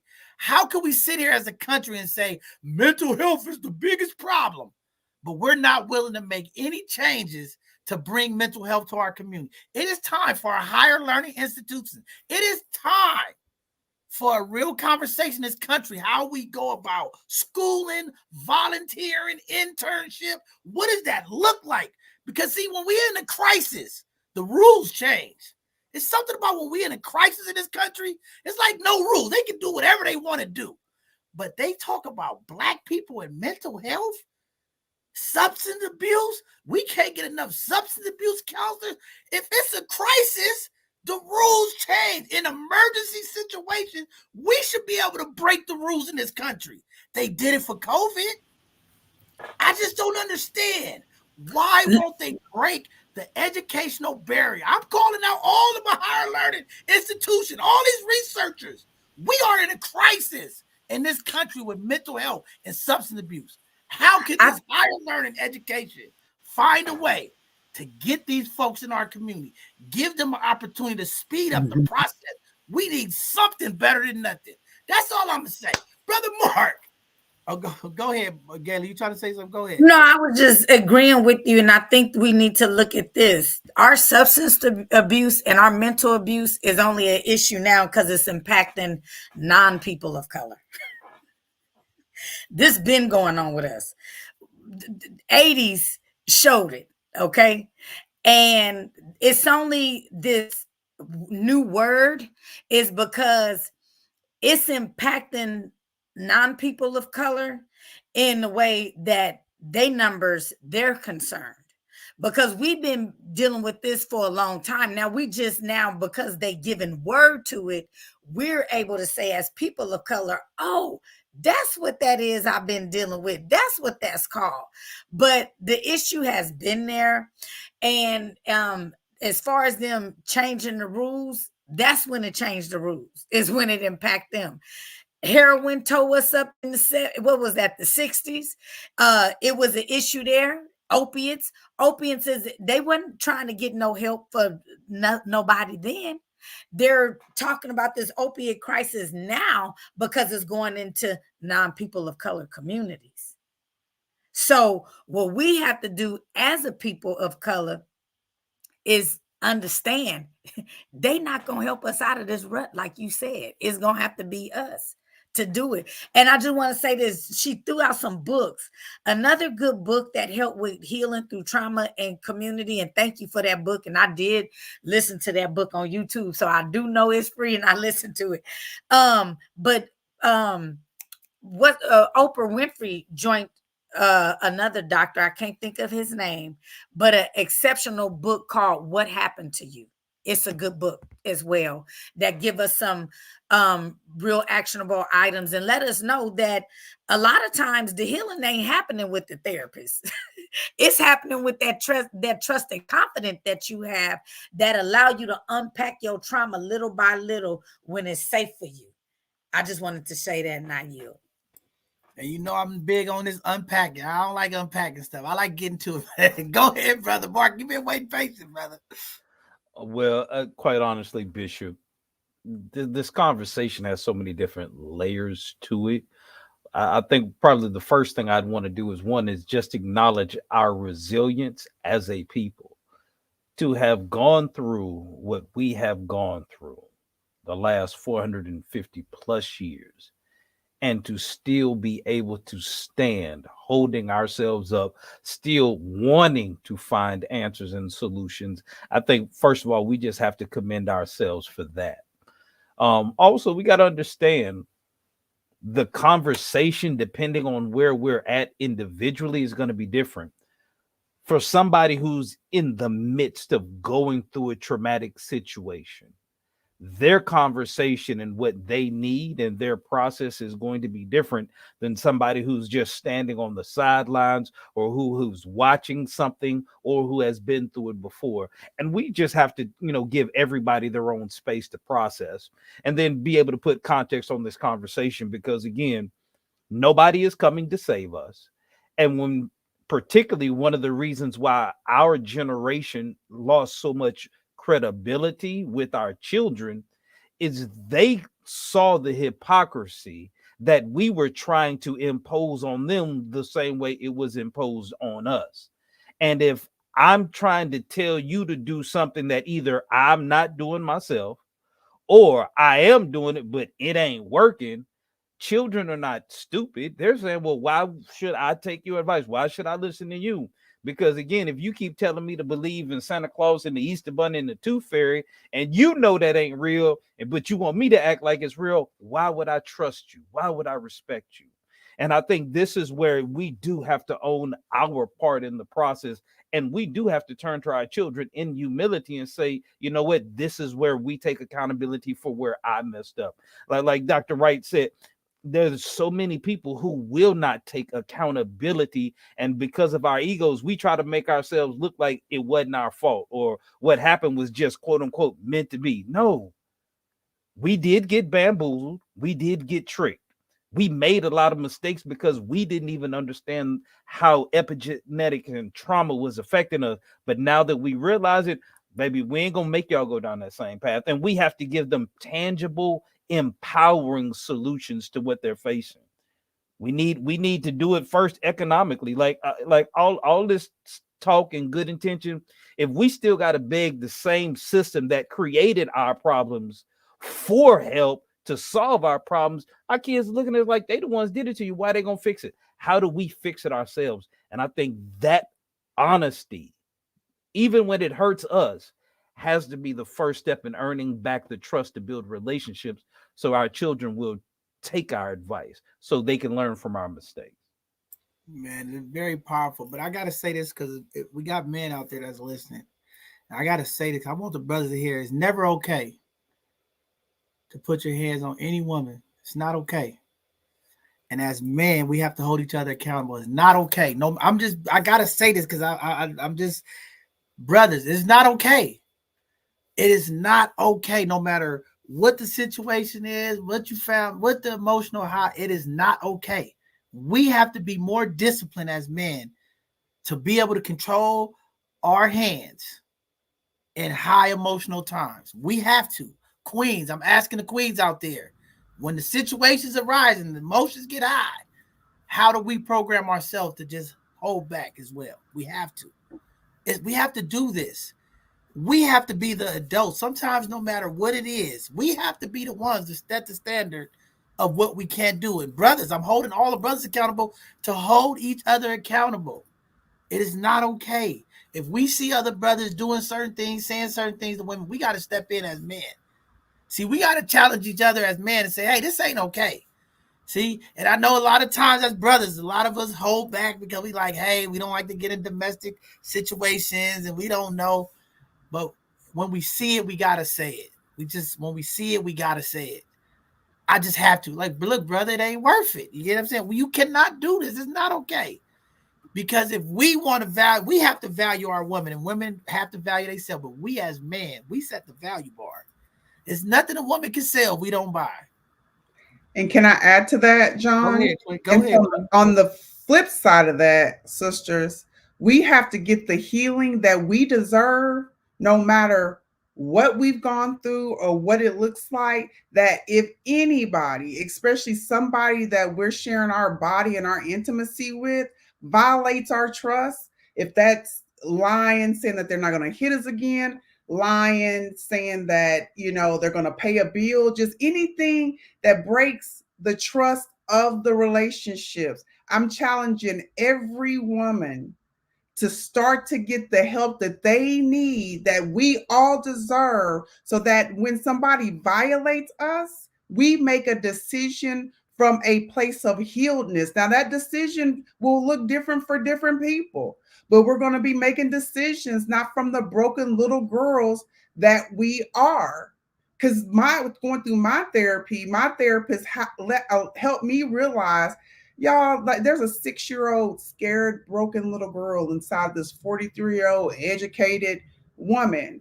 And when that 6-year-old girl starts to run my life, that means that she's scared. So my therapist, and I challenge everybody, men too, in my bathroom, y'all, I have a picture of myself where you can tell that I still had innocence in me. And then I have a picture next to that where you can tell that the innocence started to be tattered with. And so I keep that picture in my bathroom to ever keep me reminded that she's protected. She's protected. And now that I have the tools, that anybody that causes her to feel scared or not valued, then the grown-up Jamie has a fundamental responsibility to protect her. And it looks different in different ways. So I would say that, sisters, because here's the thing. This is what I know to be certain. Nobody can do anything to us unless we allow them to do it. Period. When I stand in my accountability space to truly make a difference in my community. Now, if anybody else gleans from it, white communities, hey, but my focus is on my community. When I go out to share my heart with my community, I have to share it in a space that it's healed. I have to share Jamie in a space that I'm on this like journey of completeness.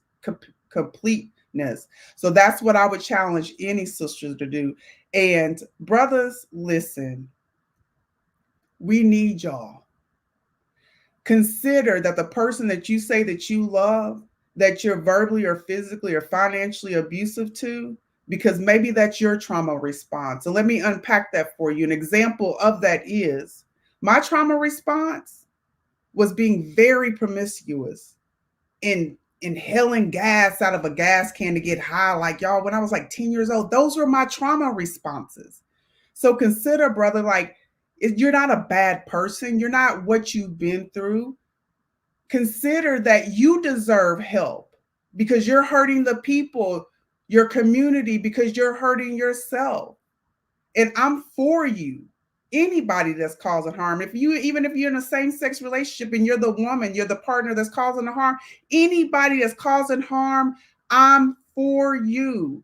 I am gaining the tools that I need so I can go to the legislation at the White House to advocate for resources, financial resources to be poured in communities to people that cause harm so that they're readily available when you want them. If you want them. I will not be a part of the community that throw people away that want a second chance, because I know that had my community, parts of my community not wrapped their arms around me when I came home 13 years old and pregnant, and if I would have leaned into the part of my community that wanted to throw me away, there's no telling where I would be right now. None. Wow. I had to take a side right there. Community. We got some work to do. It starts with humility. Starts with compassion. We got a sister here, Sister Ingram, that's looking for support. I want to make sure that we get our community folks that are watching today. I know football's on, so a lot of people are watching. I know a lot of folks go back next day. We got to come together. We got to uplift and support not only this queen, but the work that's happening in our community. We got to get behind the very things that are taking place. We know hurt people. And we know heal people will heal people. Both sides of the conversation, Healing Mentor Program is what the intention is, to help heal young brothers, young sisters, give them the tools intentionally to change the narrative. That's all we could do. The opportunity is there for us to really bridge the gap with all of the things that's keeping us from coming together. When we talk about Black love, when we talk about relationships, when we talk about business, how do we function as a community together to make sure that we are uplifted each other in this moment, in this time? We're going to start from this space and we're going to take it to the streets to continue to bless the people, to continue to be that driving force, the light. Sometimes we need a light in leadership when you're demonstrating what's possible, when people are watching. Community, fathers, mothers, pay attention.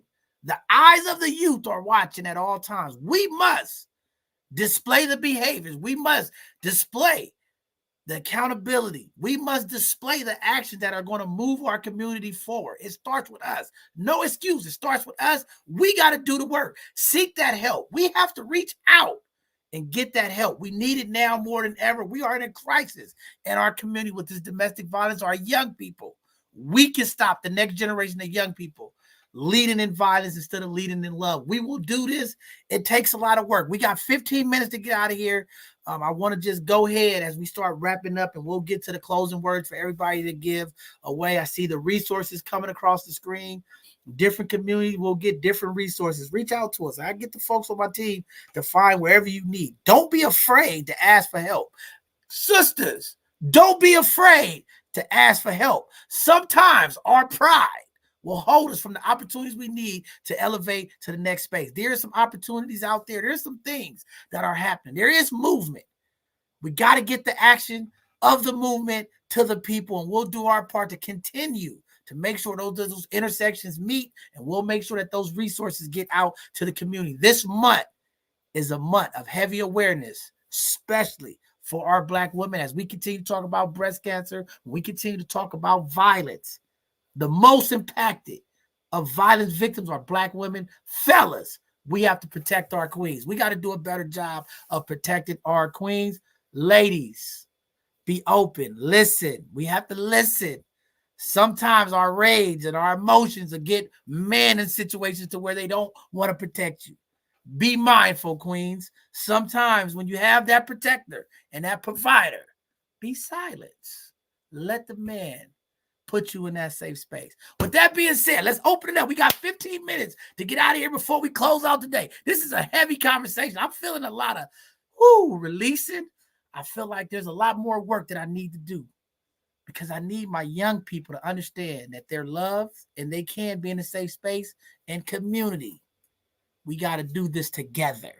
Let's do this together. All right. Few minutes left. Anybody want to bring up anything? Maybe it was a thought in your head before we close out today, because I want to make sure all of those bright thoughts, all of those ingenious things that we have behind this special plate that God has given us. I know it's something. Before we go, anybody want to say anything?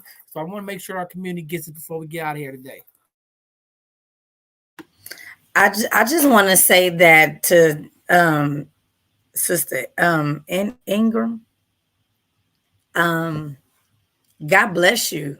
You know, I think you are demonstrating with your life to our community what it looks like to truly support our community. Like, you know, I did foster care for 7 years, and I have 3 kids that I adopted, and it's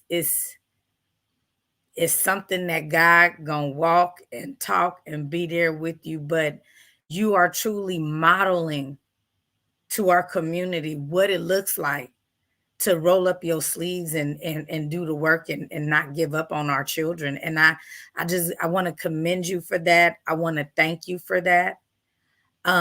Because we are in a generation that's selfish, like that ain't my responsibility. Oh, well, you better get them into the system. You better find somebody. You know, what about my life? I got my own stuff. And for you to operate in that love of Christ is truly refreshing. And my prayers are with you. And I thank you for modeling that, you know, that you doing it. You showing us what it looked like. I just wanted to share that to you, say that to you. Thank you. Nobody else. See how heavy the conversation gets? Sometimes it gets so heavy, just yeah. See, you know the Lord is moving in somebody. See, because I feel it. I don't know. I feel it. Precious, you want to say anything before we get out to our final words, or Jamie? Oh yeah, I was just gonna agree about Sister Ingram. Like, that's beautiful, and there is so many things that could have happened in life, but it's beautiful that she has a sister that can take care of her child and her legacy. It's very hard. It takes a woman 7 times, at least 7 times, to actually leave, not just have a fight, but actually leave, for them to exit the relationship. And it's usually detrimental. Most women die before they leave their abusive relationship. So it is imperative that we not only give support to the mothers, we not only give support to the children, but we surround our families. I think in looking for solutions, that we create a network for these type of situations, because a lot of times it's isolating, not just for women but for men also. Men don't even report their abuse. There's so many men that's been through sexual, financial, physical abuse from men, women, whomever, and it's not reported. And we don't have the necessary, like you said, it's not enough tools. It's not enough, not tools. There's not enough people to give the tools to us. So we need to figure out a way to find a network for us, because like Jamie said, if it wasn't for leaning on healthy people in my life, I wouldn't be here either. Like, I would be somewhere else, and I don't know, because I am a solo mom. I don't, like, it's just me and my daughter. So I don't know what would have happened to my daughter had I not had a community outside of what I know to uplift me. And there are a lot of obstacles. There are a lot of obstacles when it comes to trauma support, including, like we talked about, these safe spaces. All skin folks and kin folk, all people that say they want to help are not trying to help. So it's imperative for us to do our research and truly give the space and the time and the necessary. If anybody's making you feel like what you saying is a burden to them, that's not a safe space. If anybody is making you feel uneasy in your conversation with them, that's not a safe space for you. If anybody is making you feel like, not that you're the problem, but they don't have a solution for you, that's not a safe space for you. So continuing to figure out and uncover and discover yourself and what you're into and how did you get here is so imperative, because I know a lot of times we feel lost when you are into abusive relationships, but you have to continue to fight to find yourself in there, because it can be detrimental. Yeah, I mean, one of the things that you said, I mean, and this is what I talked about, Precious. We got to find out a way that it ain't the seventh time. We talk about this preventive work, right? And this is what I'm telling these folks when we talk about violence in our community, any violence, gun violence, domestic violence, we're very reactive, especially in the Black community. We have to find out how to put the preventative measures in place. And it starts with awareness. It starts with education. It starts with vulnerability. We have to bring this to the community ahead so that we don't lose another mother, another person, domestic violence in our community. We have to do the preventative work. We are too reactive.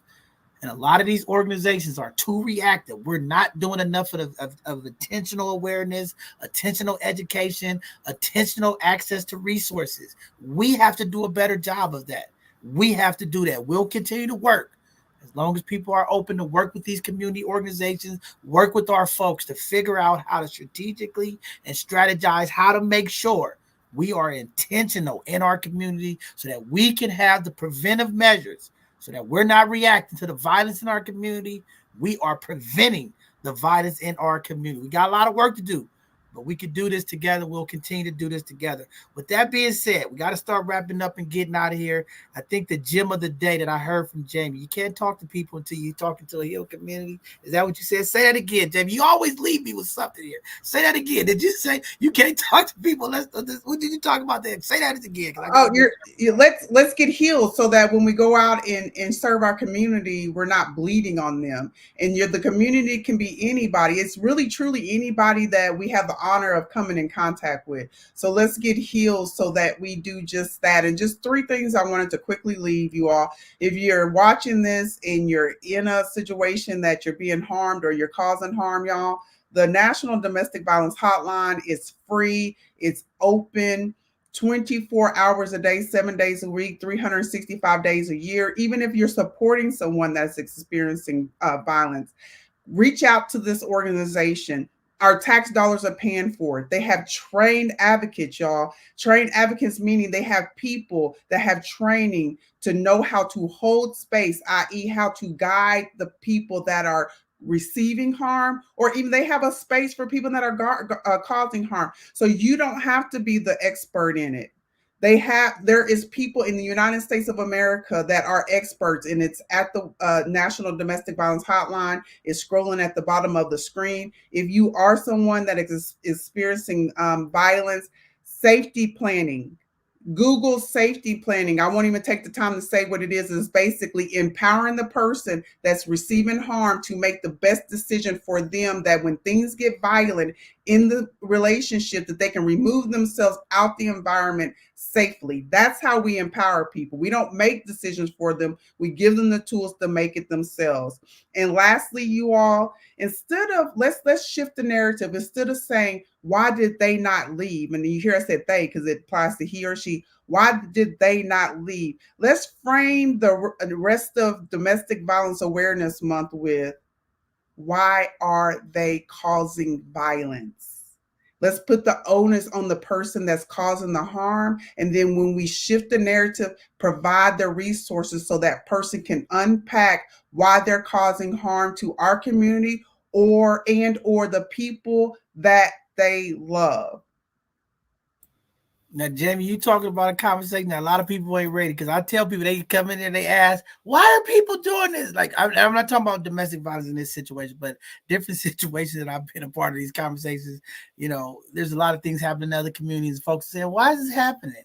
And so, then you tell them what happened, and they don't want to hear it. They don't want to have a conversation. And here's John, and listen, y'all. Anybody on this platform, I'm on any social media at Jamie R. Wright, Jamie R. Wright, and I have a website, jamierwright.com. DM me, because I'll come in and have the hard conversation. Because there is no doubt in my mind that my Creator saved me for such a time as this, and I will unpack to them why, in some circumstances, that we cannot throw that individual away. Now, in some circumstances, absolutely, but not in every circumstance. We cannot use punitive justice measures and think that we're going to resolve harm. Don't get me started on the restorative justice practices, right? We've got to lean into practices that does not mean harm to cause more harm, to eliminate harm.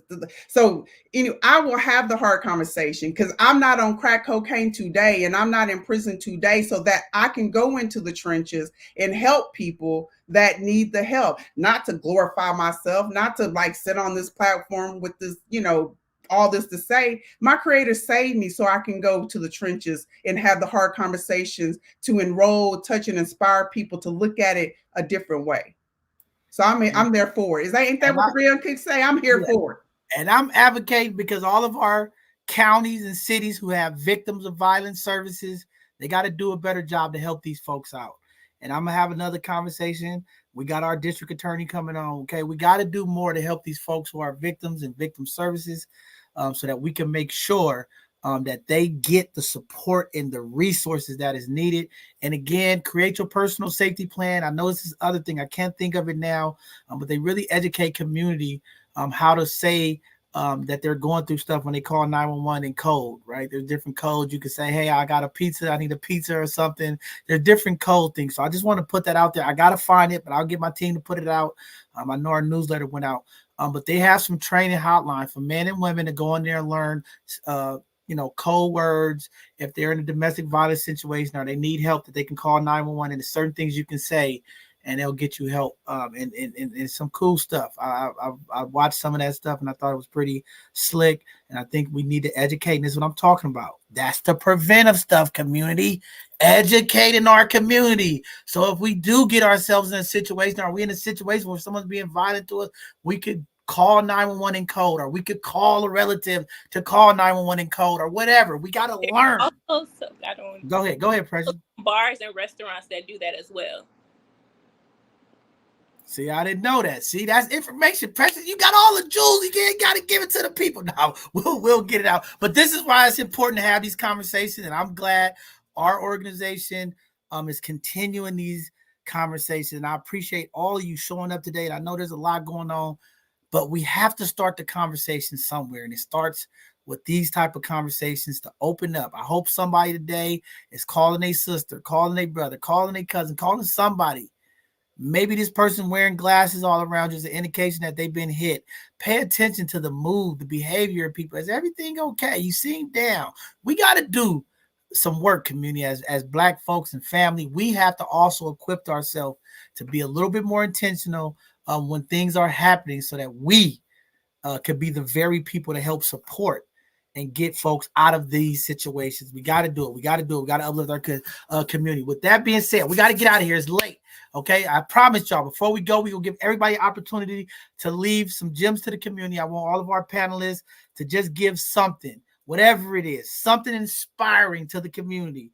And Sister Egram, I'm going to make sure my team reach out to you, and we're going to help you, and we'll help make sure you get access to who has the resources. We'll help find it, and we'll do something to help support you. I'll never let anybody going through something walk away and not support her. I'm a man of my words. We'll find a way. We'll help impact you. All right. We'll connect you with the services, whatever you need. I want you to know we're here for you. I have some people that could do the research. If you feeling down or you feeling overwhelmed and you can't make the connection, reach out. I got some people on my team. This is what we're here for. I let my team know we are a service to the people first and foremost. There's nothing we do without serving people.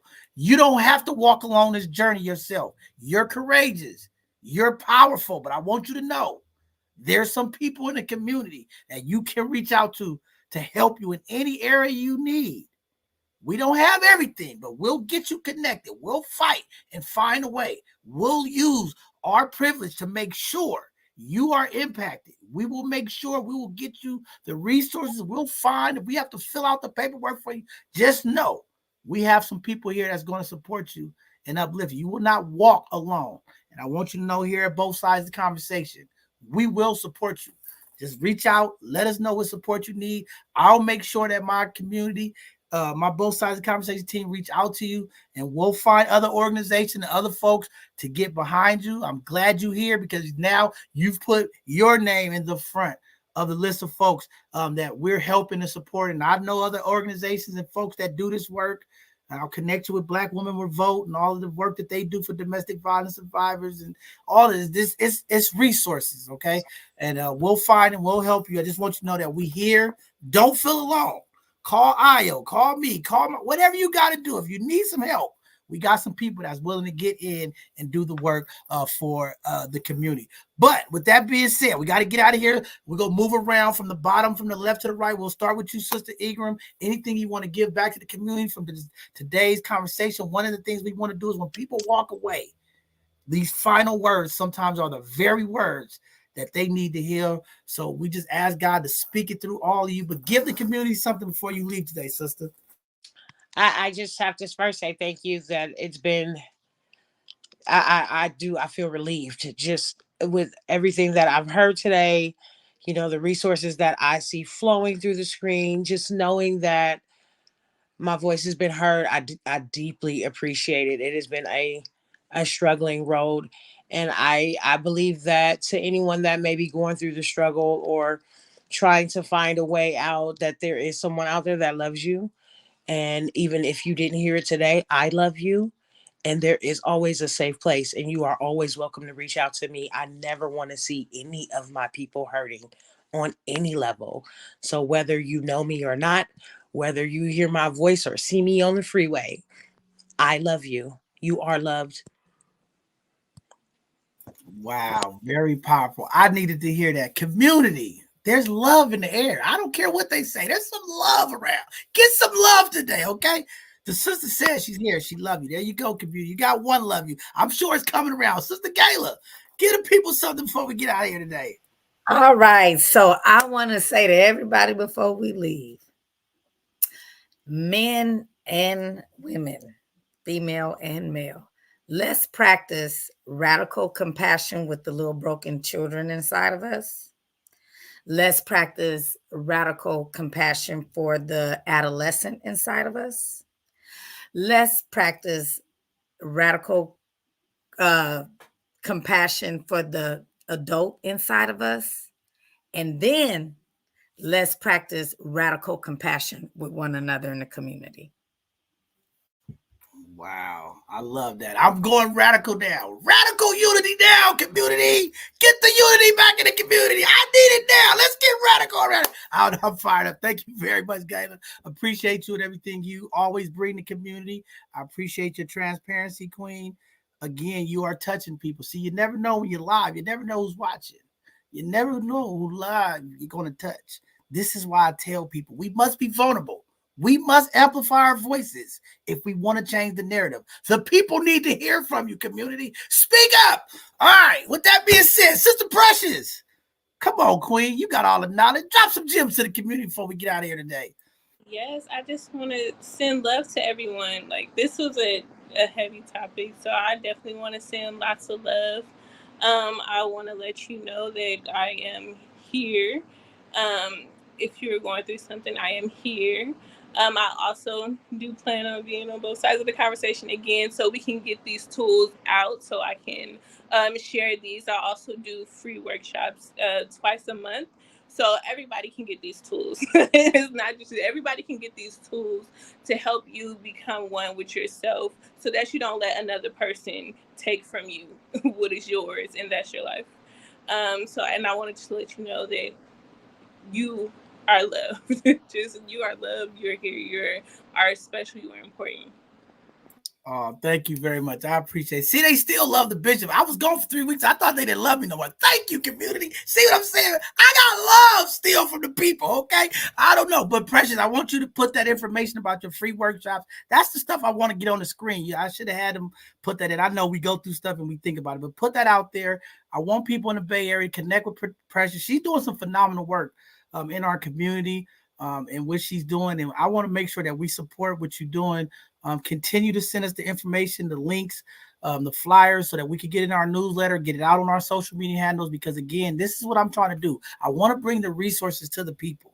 If you have resources, programming, things that help people in our community, please reach out to us so that we can get it out to the community. I want my people getting everything that they can get. Every little bit makes a difference in this change that we need in our community. Precious, you are a trailblazer. You are doing some amazing work. Continue pushing, Queen. You are validated. You are everything we need. Continue to go. Sister Jamie.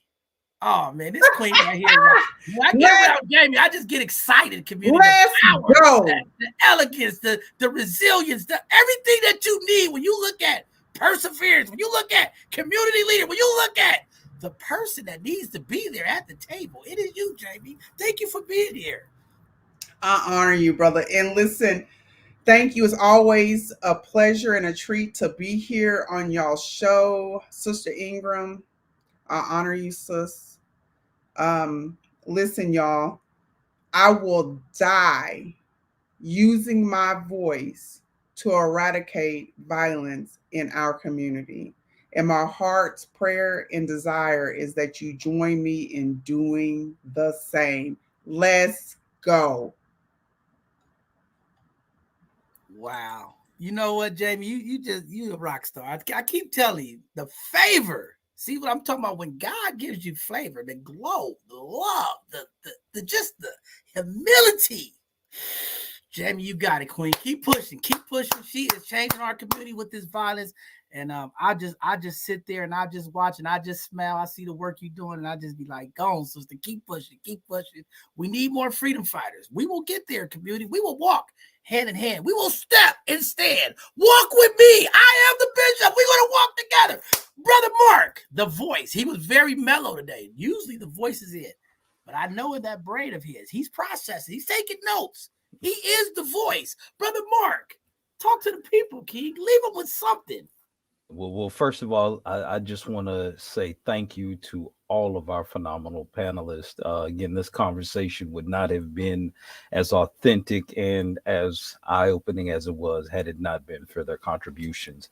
And again, I just want to celebrate the resilience. Like these ladies are all examples of what we can do if we don't give up. And that's the thing I think our community needs to have most, is that attitude and that spirit of, we're still here and we're going to get better. We're going to heal ourselves and we're going to take it upon ourselves.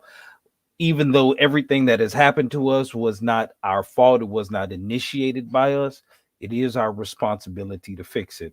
And because our women are the incubators of our culture, us as men have to take responsibility for what we inject into that incubation, whether it's how we treat them romantically, or just intergenerationally. Every level of relationship, we do have to hold ourselves accountable for healing our community. So I just want to again thank our panelists. Community, know that we do love you. And Bishop, I just want to thank you again for having the vision to create both sides of the conversation so we could have a safe place to talk about these things and bring awareness so we can get understanding and move forward in the spirit of cooperation. Man, definitely. I like it. And I know you always say, Mark, your famous word, we got to be on code. And today we got to be on code about violence in our community. It is not acceptable, community, to continue to live in environments of violence and verbal violence and financial violence. We have to dismantle this. We have to lead with love. We have to lead with compassion and humility.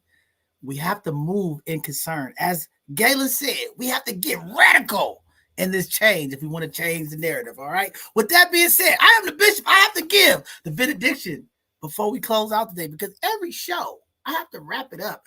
I have to process. I don't know. Sometimes my brain isn't working. I don't know how I get through these benedictions, but I be thinking, because all day I'm processing stuff. These conversations are heavy, heavy, heavy, heavy, heavy, heavy, heavy. There's not enough time to get to everything, but there's always a few things that I have to lead the community with. So with that being said, community, it's been real. These 2 hours have flown by. When we talk about the impact of violence, domestic violence, and the effects that it has on our children, on our community, it is enough that is screaming out loud that we must stop. We must take a stand and look at what's going on to fix the problem. Today, you've heard more than one solution to fixing the problem. One, you have to lift your voice. We have to be open, create the safe space. We need safe spaces. We have to build them. We have to create them. We have to put that matrix, that blueprint out there for our community so that we can utilize those tools to navigate the needs in these crisis situations. Today, somebody's out there listening that need to hear. Somebody out there today is going through something. Today, somebody is ready to move. Today, you heard the voices of very powerful people. You've heard the story. You've heard the loss. Tragedy is happening in our community when we stand silent. Tragedy is continuing to happen in our community when we don't plan for our own succession. Did you hear what I said, community? If we don't plan for our succession, our community will continue to suffer. You are the difference maker today. You find a way to prepare that future for your family, to continue to enrich our community. It starts with love. It starts with compassion and humility. It also starts with us walking hand by hand. This issue of violence is all of our issue. If one person is hurting, we all are hurting. We must change this. We must create the opportunities. We must create the network. We must all do our part. It is time. We can no longer stand here and watch the pain and the inflicted things that are taking place to folks in our community. We are the leaders. We are the ones that will change the narrative. Today, I heard it multiple times. Adults, listen, adults, all the elders in the community, I heard it multiple times. Get help. We must start the healing process if we want to change the narrative with the next generation. Community, we must do the work. You out there today, find whatever you need to bring you healing, to bring you peace, so that you could bring love to someone else. If you can't heal, then the bill is being passed to the community that we don't want to cash. The level of hurt, the level of pain has went to a meter that we can't even detect. Sometimes it say if it's at 100, it's going to explode. We are past that. The amount of violence that is taking place to the women of our community, we must change that narrative. Fellas, you have a responsibility to lead and protect and provide. You are not there to abuse and use and tear down the very leaders, the nurturers of our community. They are here to multiply our community. We cannot let our ego, we cannot let our misdiscernment continue to bring harm and pain to the very queens that lead our communities. We have a duty. I heard Mark say we have to be accountable for our actions. We will do this together. We will continue to have our man groups. We will continue to work with the youth. Hurt people hurt people. Today is the day that love people love people. You heard vulnerability. You heard power. You heard passion. You heard from some folks who want to see something different. Sister Egram is here. Community. I need all my people. Reach out to me. We're going to connect with her. Let's support her. Let's uplift her. Let's make this journey less of a burden. We can do our part. We can. We ain't waiting on nobody to save her. We're going to do it. I'm looking for some community folks who want to help support in any way you can, any capacity. We want to bring her some assurance that we will step on the side of her community. Let's step and stand together. To everybody watching, thank you today. This has been very powerful, very inspirational. We got work to do. Let's go out there and change the narrative in our community. This Tuesday, community, will have our next live show every Tuesday. For you that don't know, tune in. We're highlighting our Black businesses. We're highlighting people in the community that's doing phenomenal things like Jamie and Kayla. We bring these people on. We want to give them their flowers. If that is you a business owner, you looking for some help with marketing and outreach, and you want some Black folks to get behind you and spend some dollars, the bishop will show up as the Lemonade Bar. We was there to support them. Everybody that comes on this platform, we will support you. That's what we do. Tune in every Tuesday, 7 p.m. Another Hidden Gem segment. We'll do it this Tuesday, and then Thursday we'll have another Educational Thursday. These Educational Thursday have been very, very impactful to our community. I was talking to some folks in D.C., and they said, John, I found out some stuff through your Educational Thursday that I didn't know. We're going to keep bringing that information to our people. We're going to continue to be intentional. Community, check out our Educational Thursday. We are reaching out to all these different professionals and folks that have amazing information, and we're bringing it to the people. So check us out. And then next Sunday, we'll have another Sunday conversation. This month, it's going to be a heavy month. We're talking about breast cancer. We're talking about violence. We're talking about appreciation. This is a month of appreciation. So it's a lot of things happening. Make sure you tune in for our Sunday conversation, because they're going to get tense. They're going to get good. We're going to bring some resources. We're going to bring some phenomenal folks. Again, we are preaching preventative this month. Preventative on breast cancer, preventative on violence. We're talking about prevention this month, so I hope you tune in. It's going to be some great shows. With that being said, make sure y'all get out there to the parody event. It's going to be amazing this weekend. We got the Brighter Futures event coming up. Community, it's some stuff happening. Make sure you connected. Check us out on all of our social media handles. We put the information there. You want to know how to connect? It's all there. Connect with us. With that being said, thank you all for watching. I know it's long and late. Have a good evening. Tonight, have that conversation. If you are in a space and you feel unsafe, find someone that you could talk to. We don't want to lose another life from domestic violence. Fellas, even if your team lose today, it is not okay to raise your voice or put your hands on anybody. We know during the sports months, it gets a little hairy. Brothers, it is not okay. It's not okay. Love the queens, protect the queens. Fellas, it is our job to protect the women of our community. Let's do our part. With that being said, thank you all for tuning in. We'll see you Tuesday. Y'all will see the bishop. I'll be somewhere moving around community, blessing the people. See y'all all soon. Have a blessed evening, everybody. We'll see you Tuesday.